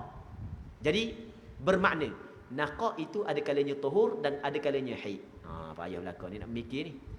Tuhur itu ada kalanya nakak dan ada kalanya tuhur itu tidak nakak. Contoh, nakak adalah tuhur. Nakak tapi dalam masa ia adalah tuhur. 7 hari darah. Orang tengok datang 7 hari darah. 20 hari nakak tak ada darah. Lepas tu 3 lepas daripada 6 hari darah. 7 hari darah. 20 hari tak ada darah. 6 hari darah. Maka 20 hari naqa ini adalah tuhur di antara dua haid. Faham tak? Tak ada darah dipanggil naqa. Semata-mata tak ada darah dipanggil naqa. 20 hari tak ada darah hak naqa tu adalah tempoh tuhur, tempoh suci di antara haid yang pertama dan haid yang berikutnya. Okey, boleh faham tak? Boleh faham? Kemudian contoh naqa tapi tidak tuhur. Naqa tapi bukan tuhur. Pula ada, tak ada darah tapi bukan tuhur. Tak ada darah tu sebenarnya haid. Nampak dah kan? 3 hari darah, 2 hari naqa tak ada darah, 3 hari darah. 3 hari darah, 2 tak ada, 3 ada darah. Hak tak ada darah saat itu sebenarnya naqa. Faham tak? Mengikut qaul As-Sahabi, naqa itu adalah haid, bukan tuhur. Faham ke tak? Dia tidak perbezaan tu. Kalau tak faham, nak buat mana? Malah nak urah dah. Contoh tuhur bukan naqa. 7 hari naqa, 7 hari darah. Hari ke-16 datang semula darah. Tengok ni. Ni tuhur tapi tidak naqa. Sebenarnya suci tapi tak naqa. Kat mana? Okey, orang Tino mari darah. Lepas tu berhenti. Berhenti sebentar. Okey, contoh 7 hari mari darah. Lepas tu 10 hari berhenti. 7, 10. Jadi 17. Hari ke-18 mari mula darah. Mari mula darah tu, tempoh tu tempoh dia istihadhah. Betul? Tempoh istihadhah tuhur ke haid? Tuhur. Naqa ke tak? Tak naqa sebab ada darah. Faham tak? Jelas tak? Naqa ni tak ada darah. Faham? Tu perbezaan. Dah kalau tak tahu hak ni tak apa. Tak ada gapo pun hak ni hak ni samping je, cak kedih gitu je ni. Bukan nasi-nasi dak ni. Okey. Bab yang kedua. Bab yang kedua, darah istihadhah dalam haid. Ni bab yang sukar dalam bab haid adalah bab darah istihadhah dalam haid. Kita ada darah istihadhah dalam haid. Lepas tu kita ada darah istihadhah dalam nifas. Ni kita nak bincang darah istihadhah dalam haid dulu. Muslimin muslimat yang dirahmati oleh Allah Subhanahu wa taala. Baik. Istihadhah iaitu darah yang keluar pada selain daripada waktu haid dan waktu nifas. Tu istihadhah. Kalau darah tu keluar bukan pada waktu haid, bukan pada waktu nifas, adalah istihadhah. Sebagai ulama meletakkan definisi istihadhah adalah darah yang keluar melepasi sebanyak-banyak haid. Baik. Jadi kalau orang Tino ni hari ke-16 masih lagi ada darah, sedangkan sebanyak-banyak haid 15. Maka darah daripada hari pertama sehingga hari ke-16, darah tu telah bercampur di antara darah haid dengan darah istihadhah. Baik.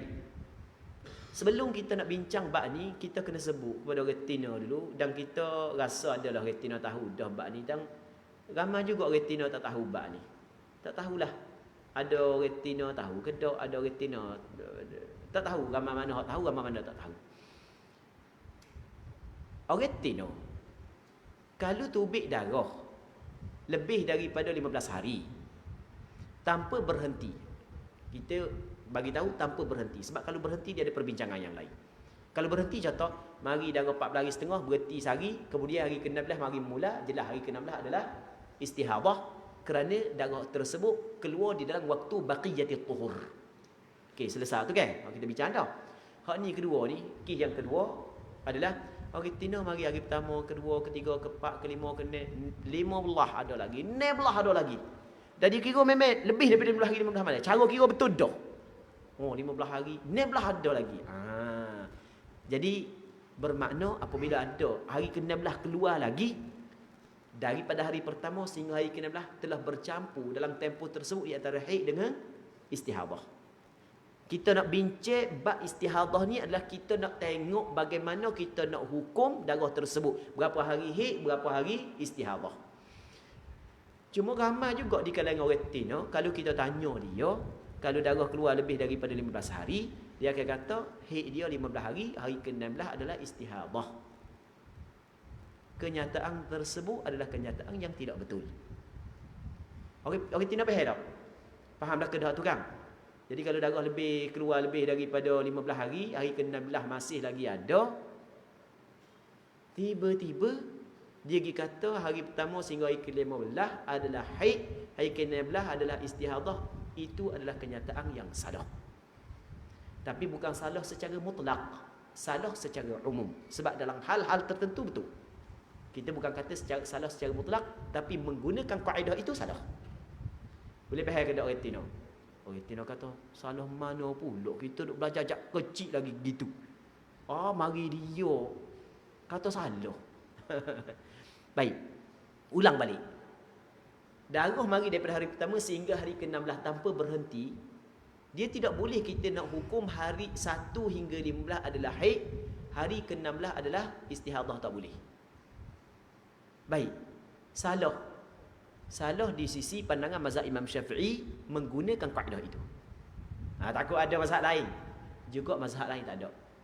Bukan mazhab Syafi'i saja. Mazhab Syafi'i tak ada, mazhab Hanafi tak ada, mazhab Hanbali tak ada, mazhab Maliki tak ada, melainkan dalam mazhab Maliki ada satu masalah yang boleh digunakan kaedah itu. Satu masalah saja dalam mazhab Maliki. Tapi kita membincang untuk mazhab Maliki.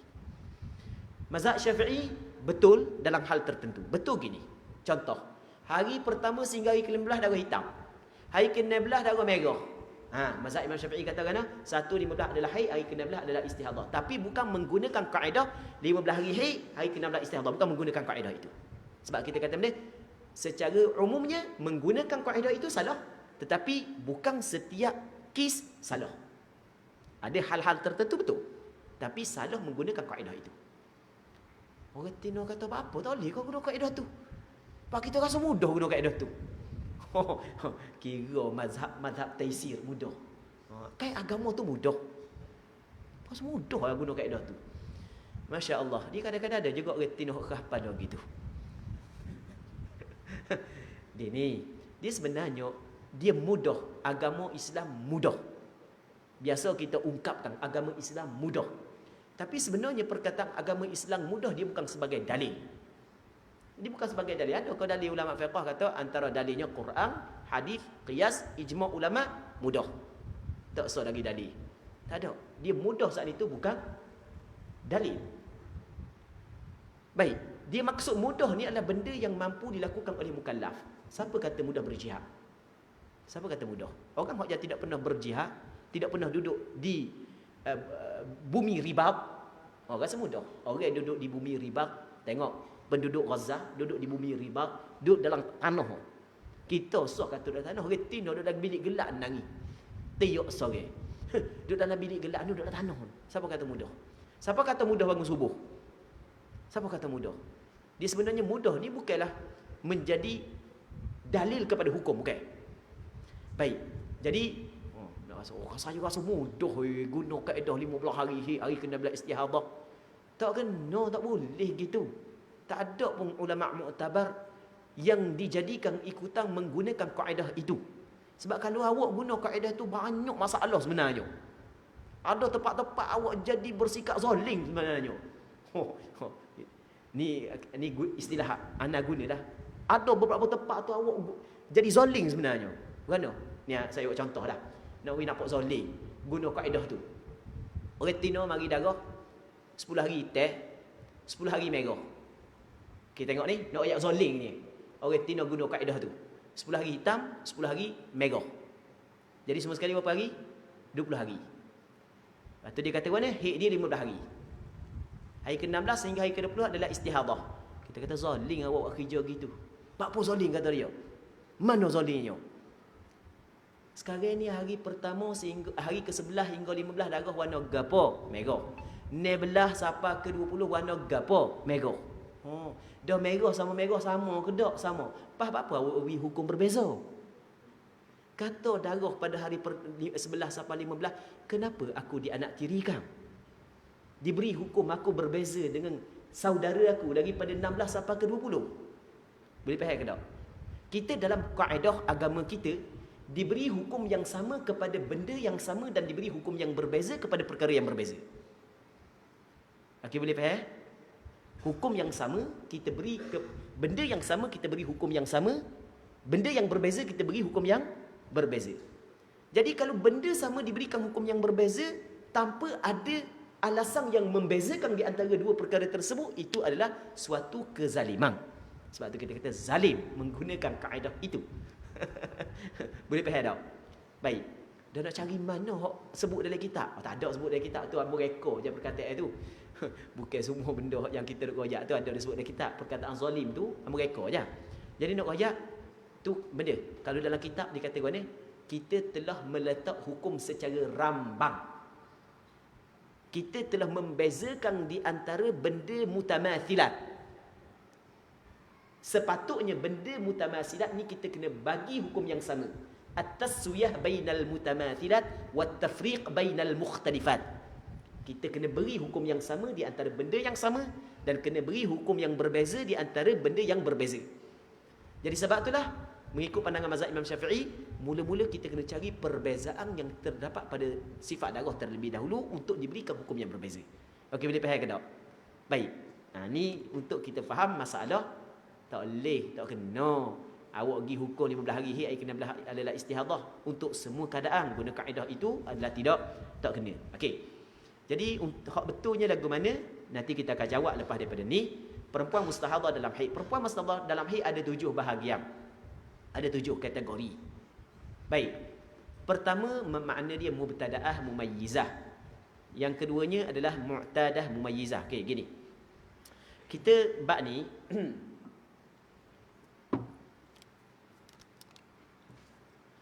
pukul 4.10.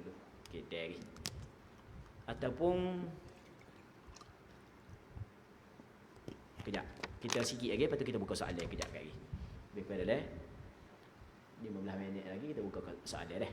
Kita nak berhenti pukul 4.10. Bismillah.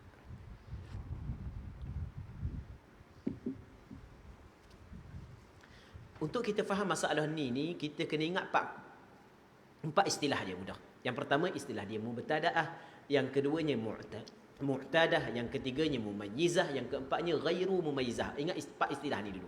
Sebab kita nak guna istilah ni. Mubtadaah. Mubtadaah ni maksud gapo Orang tino kali pertama datang darah haid. Tu makna mubtadaah. Kali pertama, sebelum ni tak pernah mari darah. Sebelum ni tak pernah tubik darah haid. Ni umur baru 12 tahun setengah, 13 tahun, ni baru kali pertama datang haid.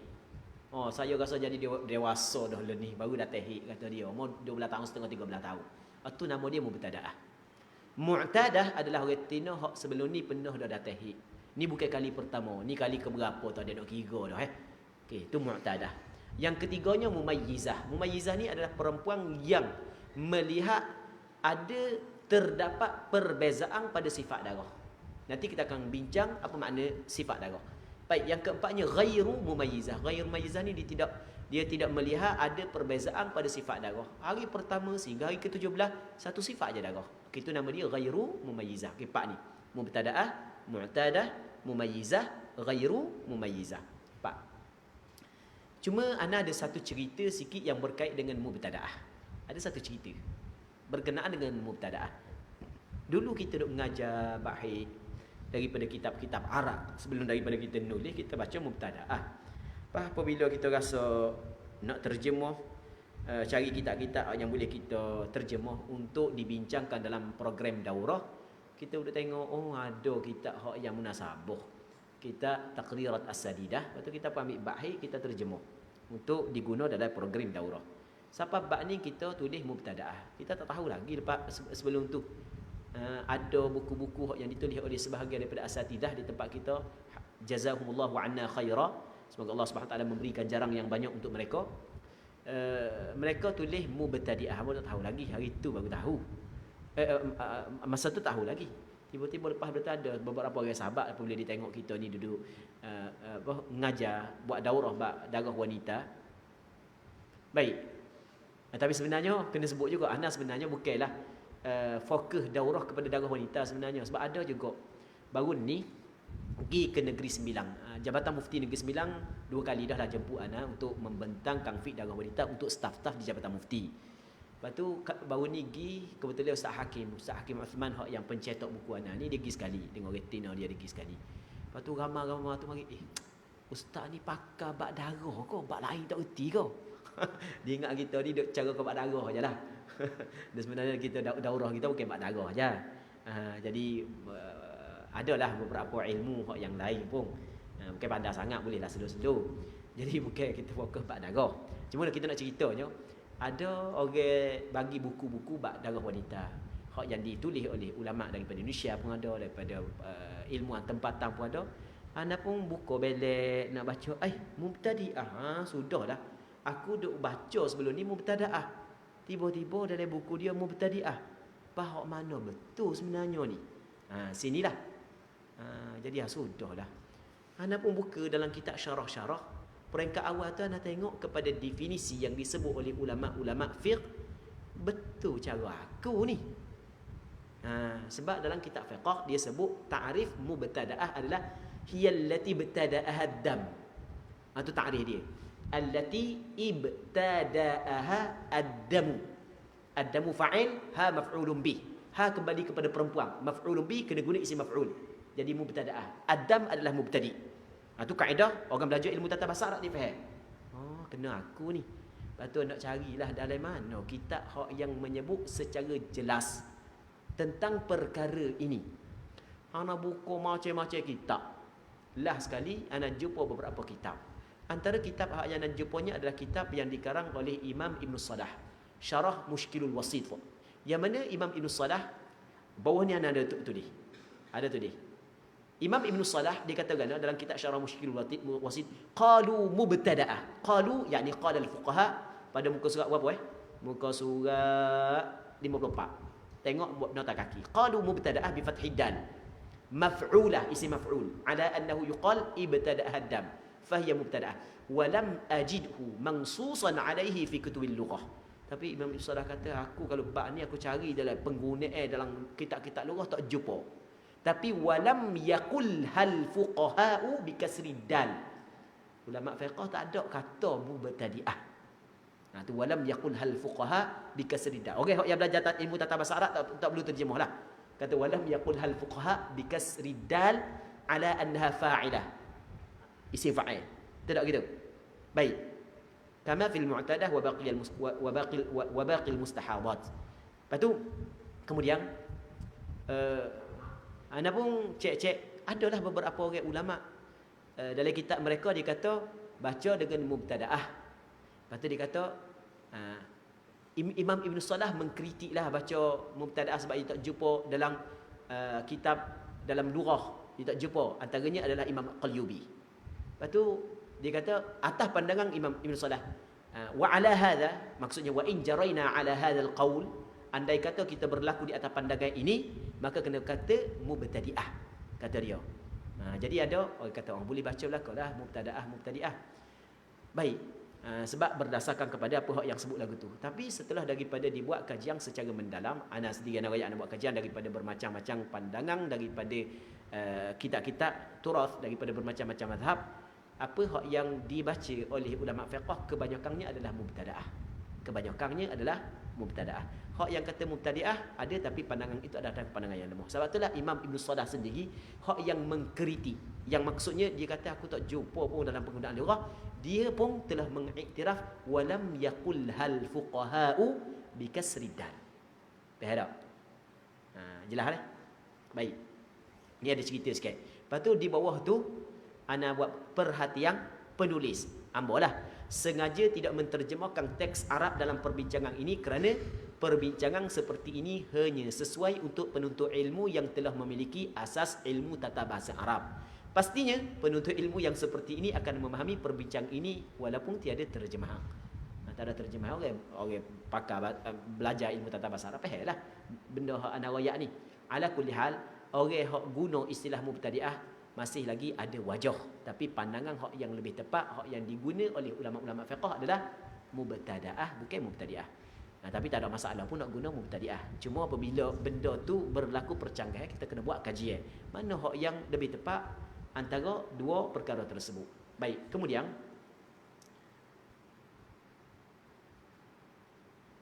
pertama mubtadaah.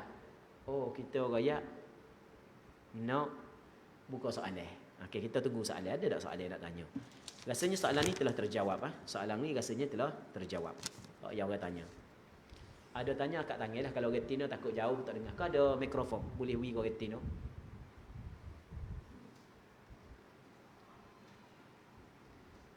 Ada kau nak tanya? Ada. Ada mikrofon tak? Kalau ada? Boleh. Retina tulis tak apa. Kalau tu. Sebab tak ada mikrofon tak dengar. Sila.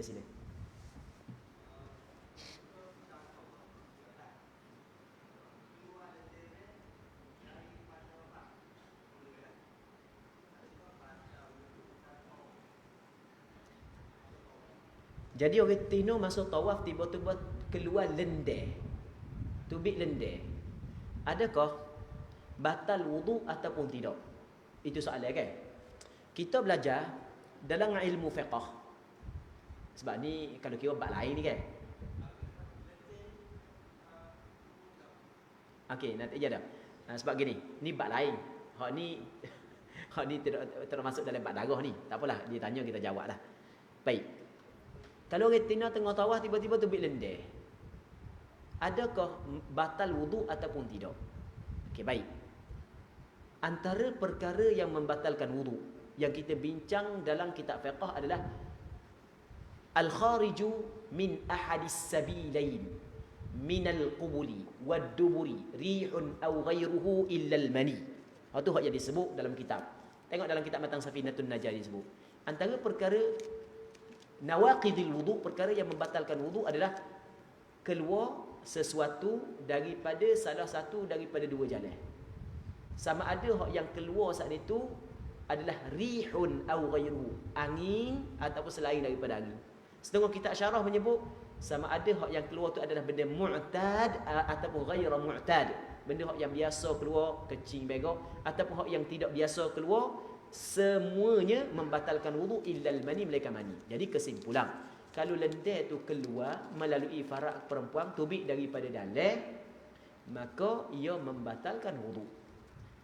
Baik, najis ke tak? Kalau keluar daripada dalam, maka ia najis. Berbeza kalau lendir tu seperti peluh. Peluh ya, maksudnya benda peluh je. Tak apalah, tak usah mikir panjang-panjang dah begitu. Kita hanya nak menceritakan tentang hukum. Baik. Peluh, maka peluh yang keluar di dalam kawasan tu ya. Dia bukan keluar daripada dalam, maka ia tidak membatalkan wudu dan ia tidaklah najis kerana hukum peluh tidak najis. Jelas dah? Wallahu a'lam. Maksud menyempurnakan suci jika suci selama 10 hari, yang 5 hari lagi ke dikatakan menyempurnakan suci? Jawapannya ya. Maksud menyempurnakan suci adalah sekurang-kurang suci 15 hari. Kalau baru suci 10 hari, tiba-tiba keluar pula darah, sedangkan darah yang keluar pula lepas dah daripada tempoh 15 hari, daripada permulaan keluar darah. Sebab kalau tempoh 15 hari lagi masih dikirakan haid. Okey, boleh faham kan? Jadi contoh dia keluar 7 hari, suci 10 hari, baru 17 hari ke 18 mari mula darah. Maka kena cukup sekurang-kurang suci. Maksudnya 18, 19, 20, 21, 22 dikirakan istihadah. Jadi soalan dia kata maksud menyempurnakan suci jika suci selama 10 hari, yang 5 hari lagi ke yang dikatakan menyempurnakan suci? Jawapannya ya untuk hak yang apa kita hurang. Tapi tidak untuk masalah yang lain. Kalau dia datang haid darah 2 hari, suci 10. Tiba-tiba hari ke-13 datang balik. Hak tu tak boleh menyempurnakan suci sebab hak datang balik masih lagi dalam lingkungan 15 hari. Tu dua perkara hak yang perlu dibezakan. Wanita yang sudah tidak ada rahim dan tidak ada haid, bila dah banyak tahun tak ada haid, saya kerap kali alami istihadah. Biasanya keluar lendir coklat dalam 2-3 hari. Lepas tu kadang-kadang istihadah lagi. Salah, jika saya nak menunaikan umrah, adakah saya perlu ikhtiar makan ubat atau macam mana ustaz? Sebab macam rumi je. Okey, gini. Dia apabila tak ada rahim, tak ada haid dia kan. Jadi hak yang datang tu, hak gitu tu dihukumkan sebagai istihadah. Cuma tak ada rahim ni dia dua. Yang pertamanya tak ada rahim terus, buang habis. Kena tanya bahagian itulah ahli dia lah, istilah dia benda. Lepas tu dia ada buang sebahagian sahaja kan. Dia ada buang terus, lepas tu ada dibuang sebahagian sahaja. Kalau buang sebahagian sahaja, kalau ada darah cukup syarat haid, masih lagi dihukumkan haid. Kalau tak ada terus dah, tubik-tubik gitu, tu adalah sakit-sakit dia. Lepas tu nak pergi buat umrah susah. Lepas tu lagu mana cara untuk menyelesaikan? Dia cara menyelesaikan masalah ni bukan berdasarkan ataupun menyelesaikan mengikut fiqh ni. Hak ni menyelesaikan masalah ni berdasarkan kepada perubatan. Jadi kena pergi jumpa dengan pakar-pakar pesakit puang yang boleh menyelesaikan permasalahan ni. Wallahu a'lam.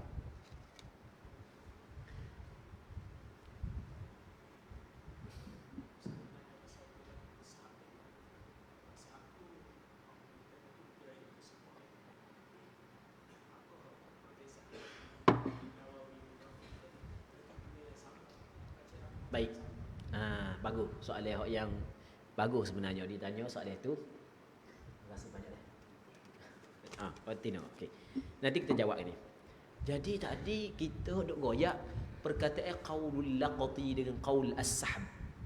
Qaulul laqati orang Tino mari darah. Kemudian berhenti sekejap, mari pula masih lagi dalam lingkungan 15 hari. Kita kata tempoh berhenti naqak yang berada di celah-celah haid itu dikirakan tempoh haid mengikut pandangan mu'tamad yang dinamakan sebagai qaul as-sahbi, dan tempoh suci dalam ibadat-ibadat tertentu mengikut qaul al-laqati. Okey, selesai. Dah beza warna di antara pandangan Imam Nawawi dengan Imam Rafi'i. Tadi kita kata kalau kali kedua berlaku Imam Rafi'i kata kena tunggu. Jadi seolah-olah Imam Rafi'i menghukumkan tempoh berhenti itu dihukumkan sebagai tempoh haid, bukan tempoh suci. Tidak gitu. Imam Nawawi tetap suruh mengambil hukum suci. Okey.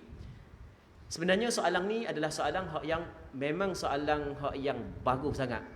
Menunjuk bahawa orang yang bertanya, orang yang memberi perhatian yang lebih. Baik. Bagaimanakah nak jawab soalan ni?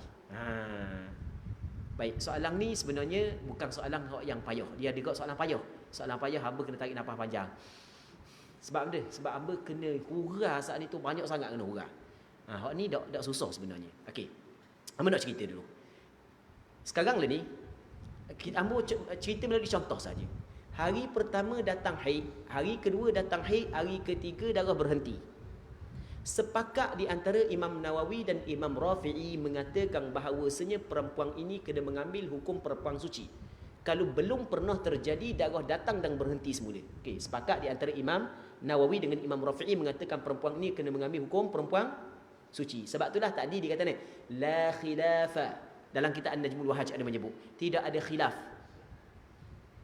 Perempuan mesti kena mengambil hukum suci pada ketika naqah. Ingat tak? Kena ambil hukum suci. Ni, tak ada khilaf ni. Jelas ha? Sepakat antara Imam Nawawi. Okey.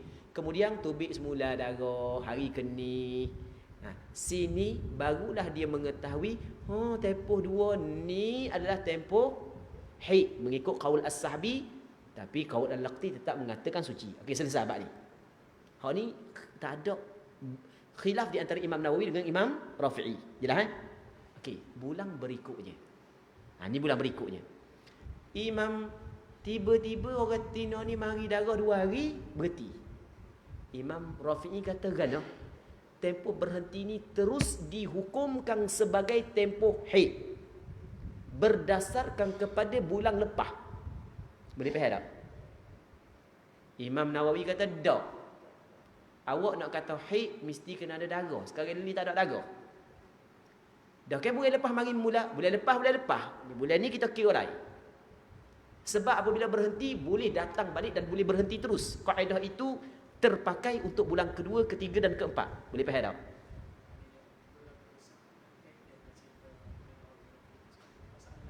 tak? Tu masalah lain. Faham dah? Okey. Kemudian sekiranya kita makan ubat, kita tidak termasuk apa orang Tino.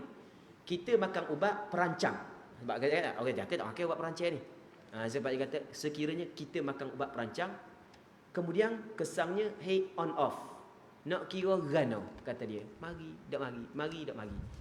Dia apabila datang darah lepas tu berhenti, lepas tu datang balik darah lepas tu berhenti, dia kena guna kaedah istihadah yang nanti kita akan bincang lepas daripada ni. Dia di sana ada istilah yang dinamakan sebagai, yang disebut oleh ulama fiqh, yang dinamakan sebagai zatut taqattu'. Perempuan taqattu' yang mempunyai darah berhenti datang. Yang mana berlaku melepasi 15 hari. Maka zatut taqattu' hukum dia sama dengan perempuan yang datang berterusan sehingga hari yang ke-16. Nanti kita akan cerita lepas daripada ni.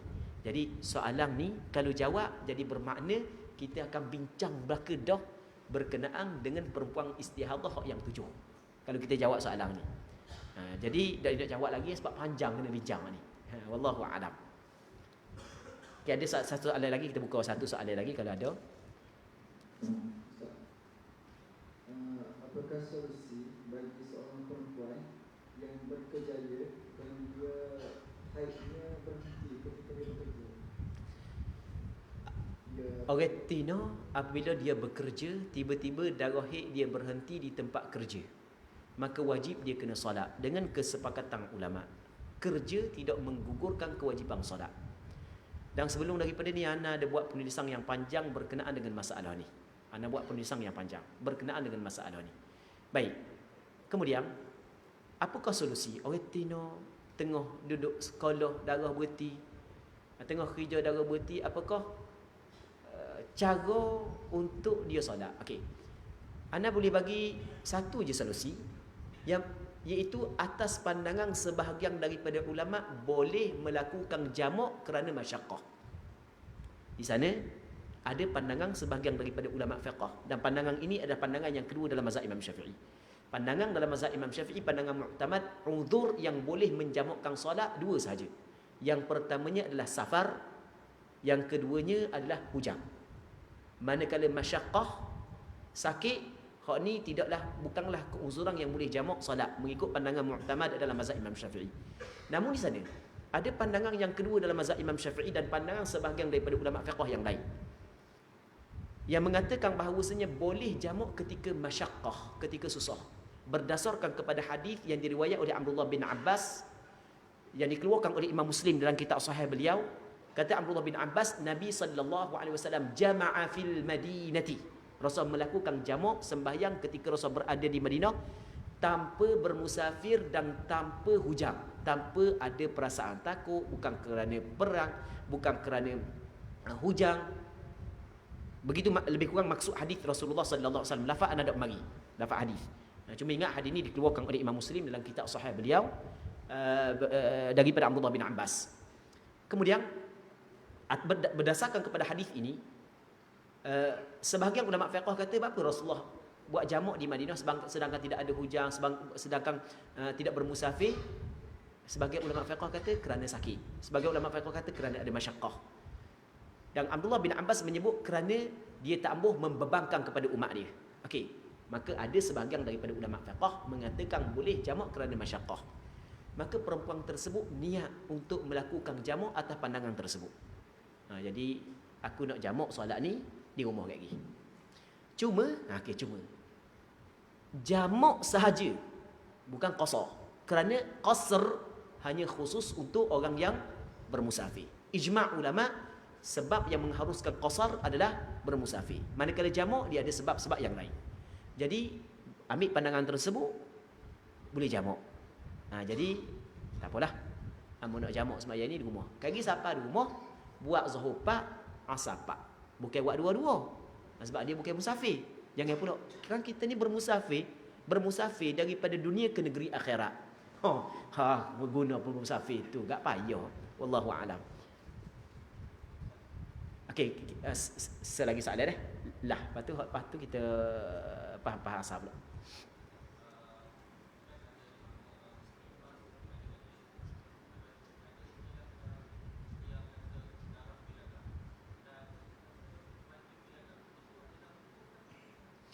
Ada istilah yang dikatakan sebagai mandi wiladah. Wiladah ni gapo? Gapo nama sebenarnya? Gapo nama? Wiladah ni bersalin. Mandi wiladah, mandi kerana bersalin. Dalam mazhab Imam Syafi'i, antara sebab yang mewajibkan mandi adalah mandi kerana bersalin. Bila orang tina bersalin, wajib mandi. Tapi wajib mandi kerana bersalin disyaratkan setelah daripada bersalin tak ada darah nifas. Kalaulah perempuan tu, orang tina tu lepas beranak tu ambil darah nifas, maka tidak ada wajib mandi wiladah. Dan pada penghujung buku ni ambo ada sebut, sebab sebelum daripada ni ada satu penulisan yang tersebar mengatakan orang tina walaupun keluar darah nifas tetap kena mandi wiladah.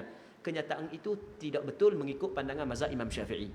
Ana ada tulis di hujung buku ni, dan ana ada sebut kitab gapo yang menyatakan hal demikian. Tengok dalam kitab Sabilul Muhtadin Littafaqquhi fi Amriddin karangan Syekh Muhammad Arsyad Al-Banjari ada menyebut perkara ini.